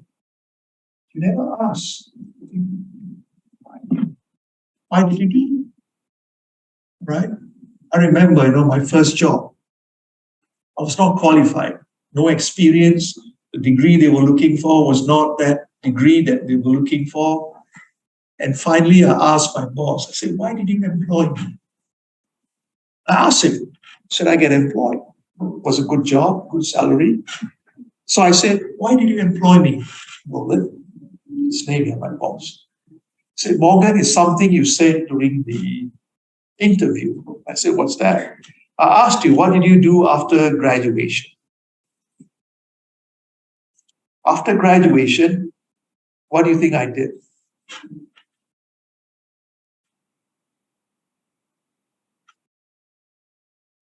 I did not look for a job, After graduation, for 2 years, I hitchhiked around the world. I spent 2 years bumming around. I had a big beard. My hair was this thick. I was hitchhiking around the world. I hitchhiked from my university to my house by road. Took me 2 years. He said, if you can do that, you can do anything. That's what my boss said. That was what got me the job. Right? So I've been to all the places you've been to. I've met the Taliban. I've been to Iraq when the war was going on. I've seen all those problems. So my boss was impressed with that. Not with my degree, not with what I know, but he was impressed with that. So this is what I mean. Things about attitudes, thinking. Some people will be looking for that. I look for that in people. Are you doing something different? I will ask people questions like during the interview. What did you do during your holidays? And we say, I went for a holiday, I traveled to this place. Okay, what did you do? What did you do? How different are you from someone who follows the norms? This is what we are looking at, context. So context can refer to, extent to which people seek feedback, attitudes towards dissent. If people challenge you, people question you, do you get upset? I don't actually. I actually like people to question me. Morgan, why do you do this? My wife always does that to me, and I've explained to her. My daughter asked me that. I've explained to her. It's not that I don't tell them, shut up, listen to me. But some people prefer that. They don't want dissent. You want people to speak up. If something is wrong, you want them to speak. What's your attitude towards that? Can you take it? Right? Attitudes towards dissent and other people's ideas. People can challenge. These are the things we need to be concerned of.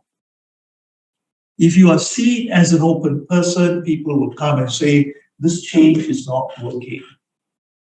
But if you're someone who says, don't give me bad news, they'll come to you, they will say, if you ask them, how's the change? They'll say, everything's good. People will act the way you as a change manager or as a boss, how you manage them. But if you're perceived as someone who's open, they will share information, good and bad. Right? I always tell people, share with me the bad news. Don't share good news with me. If I don't hear from you, I said everything is good. That's how I manage. All right? What's your attitude towards this? So that's context, yeah? Then we can look at sources and recipients of knowledge.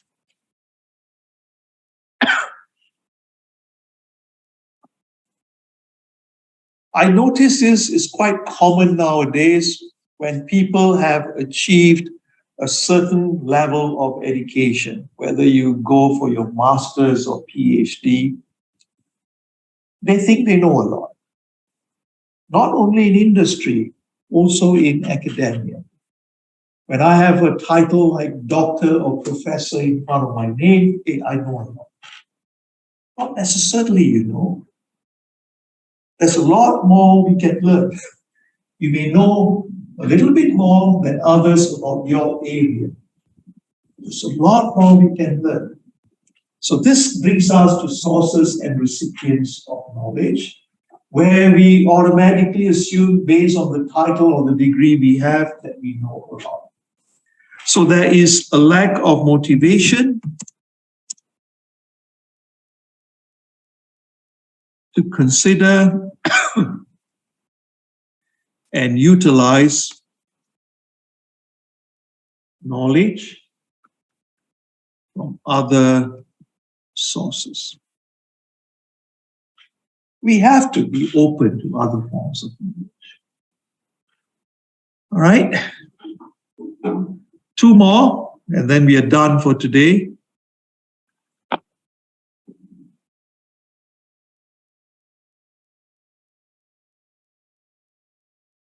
A lot of us like to conform. All right. There's a saying in Japan, right? If the nail sticks out, hammer it in, right? We all like to conform. Because if you don't conform, people will ostracize you. People don't want to hang around with you. There's a pressure to conform. Whether it's in school or whether it's in society, whether with your friends. I mean, if you don't believe me, look at teenagers. When you see a group of teenagers, we all talk the same way. We all dress the same way. The hairstyles and everything, they all look the same. We have this tendency to conform. There's this pressure to conformity. I mean, I don't blame people. Yeah, if you want to belong to a group, you have to conform. But we can conform maybe in physical appearances, but don't forget to question. It's always important to learn to question. Okay? And I always appreciate people who question me, who challenge me, because they have something to offer. Don't question for the sake of question.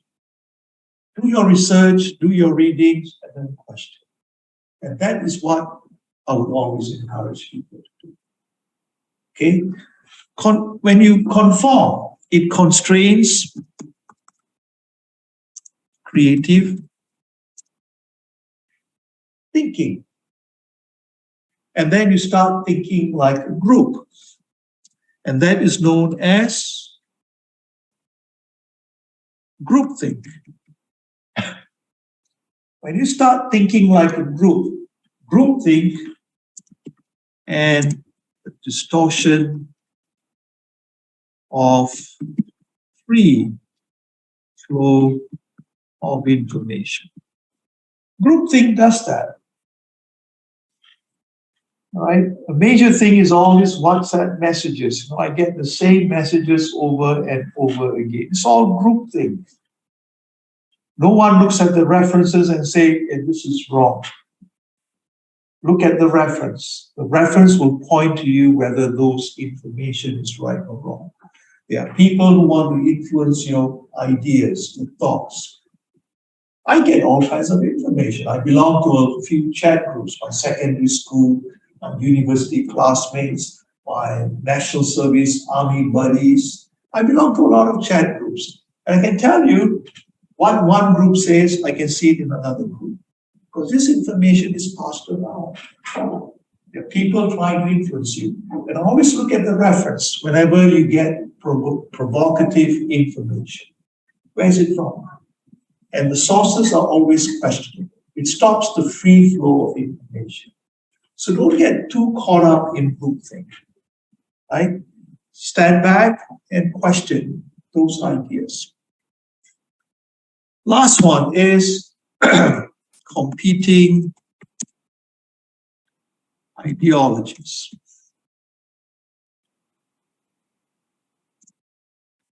In an organization, you have three ideologies.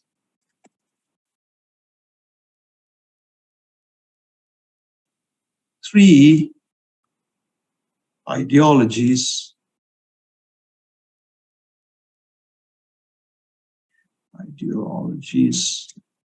are apparent.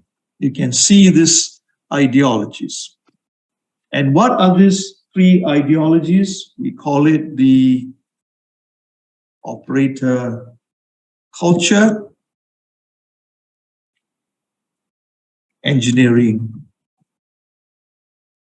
culture, and executive culture. What is operator culture? Tell me what to do. That's what operator culture is. Just tell me what to do. I'll do it. And then at the end of the year or month, I get paid. What's engineering culture? What's the problem? Okay? What's the problem? I'll fix the problem. engineering culture? What is the executive culture? Where's the money? So you have these three competing ideologies in all organizations. And when you have these three competing ideologies in an organization, it is difficult for an organization to change, to come up with new products, to come up with new processes, to adapt yourself to the environment, because the focus is everything is about what you do. What is that to be done? What is the problem? Where can I get the money? That's it. And this prevents change. So this can affect an organization. Understand? Anyone has any questions? Let me type this here. How about the online group? Anyone has any questions? I've come to the end of today's lesson. I will post these notes onto the portal, Brightspace, this weekend, maybe tomorrow, maybe tonight, okay? Depending on what time I get up tomorrow morning, yeah? Anyone has any questions? Liu Shi Cheng, Zhang Chi, Piao Jin Den. Is it all okay, everyone? Are you all there? All clear? I've come to the end. How about this class? Any questions? I have no questions about the cruising. Okay. What do you think about the cruising? Because I have read a book called The Crowd Assembly of the Popular Mind. And it said that the herd effect, Herd mentality. It will make the crowd to be less smart or something, Okay. something bad. Okay.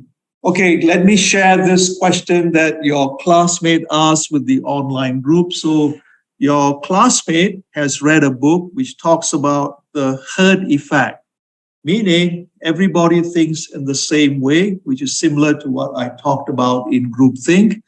Will that make you smart? Okay, there are two views on that. I'll share this with the whole class, both online and the face-to-face class. You have heard about crowdsourcing. So crowdsourcing, you can source for money, you can source for ideas. Now, when you have crowdsourcing for ideas, if you're open, you welcome all kind of ideas. You can have extreme ideas, you can have liberal ideas, conservative ideas, you get all kind of ideas. But research shows that a lot of our ideas, we are influenced by others and we go to a norm, an average kind of idea. So our ideas get moderated and the ideas become average. Okay, so that's what you mean by being less smart. The ideas all converge and they become like the accepted view. Now, as the thing about that is my viewpoint, yeah? This happens to all of us because this is one of the manifestation of groupthink. When you live in a group, we try to reach a consensus on what should be done. But as a leader, or as, remember we spoke about leadership in the first lesson. A leader, a change manager is a leader. A leader should be looking for ideas that work, not what the masses think or what the groups think. So you need to be open to extreme ideas, liberal ideas, conservative ideas, and see what will work for you, rather than following the consensus being groupthink.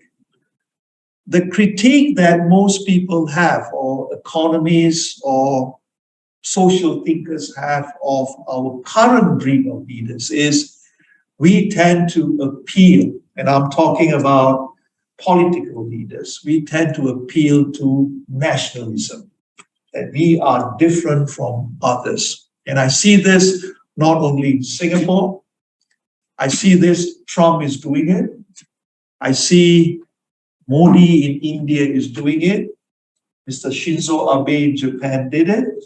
Xi Jinping in China is doing it. Mr. Jokowi in Indonesia is doing it. They're appealing to the masses in the country. Why? So that they can stay in power. But as observers, I'm an observer, I'm a neutral observer, I don't take sides. For me, I don't think that is good for a country. I think we should be open to different kinds of ideas, and as a leader, we should be thinking of not staying in power, but we should be thinking of what is good for the country. The country should grow. It's the people who make up that country. I'm not a politician here. I'm just someone who reads and runs a small business. But I must admit, I am quite disappointed with a lot of politicians I see. Right? It's people like you, people online. You have the power to change. And I hope you can change others. Understood? Anyone wants to say anything? Online? That's my viewpoint. It's a personal viewpoint. Not everybody agrees with it. Any questions? Anyone? Online, any questions? All clear? Okay, I tell you what, I don't want to hold the online group. I'll just talk to the face-to-face group for a while, but it's a pleasure having you all. I think we're having a next session Monday, am I correct? But it's a face-to-face, right? 3:15. So I'll see all of you all on Monday, all those online group. So thank you very much. So Monday we have the second last lesson. And then on Tuesday is the last lesson where I'll talk about, I think Tuesday is the last lesson. I'll talk about your focus areas for the exam. Okay? And the focus areas will be based on whatever notes I post on Brightspace. Okay, so see you all then next week, Monday. Take care, yeah? Bye for now. Let me switch this off.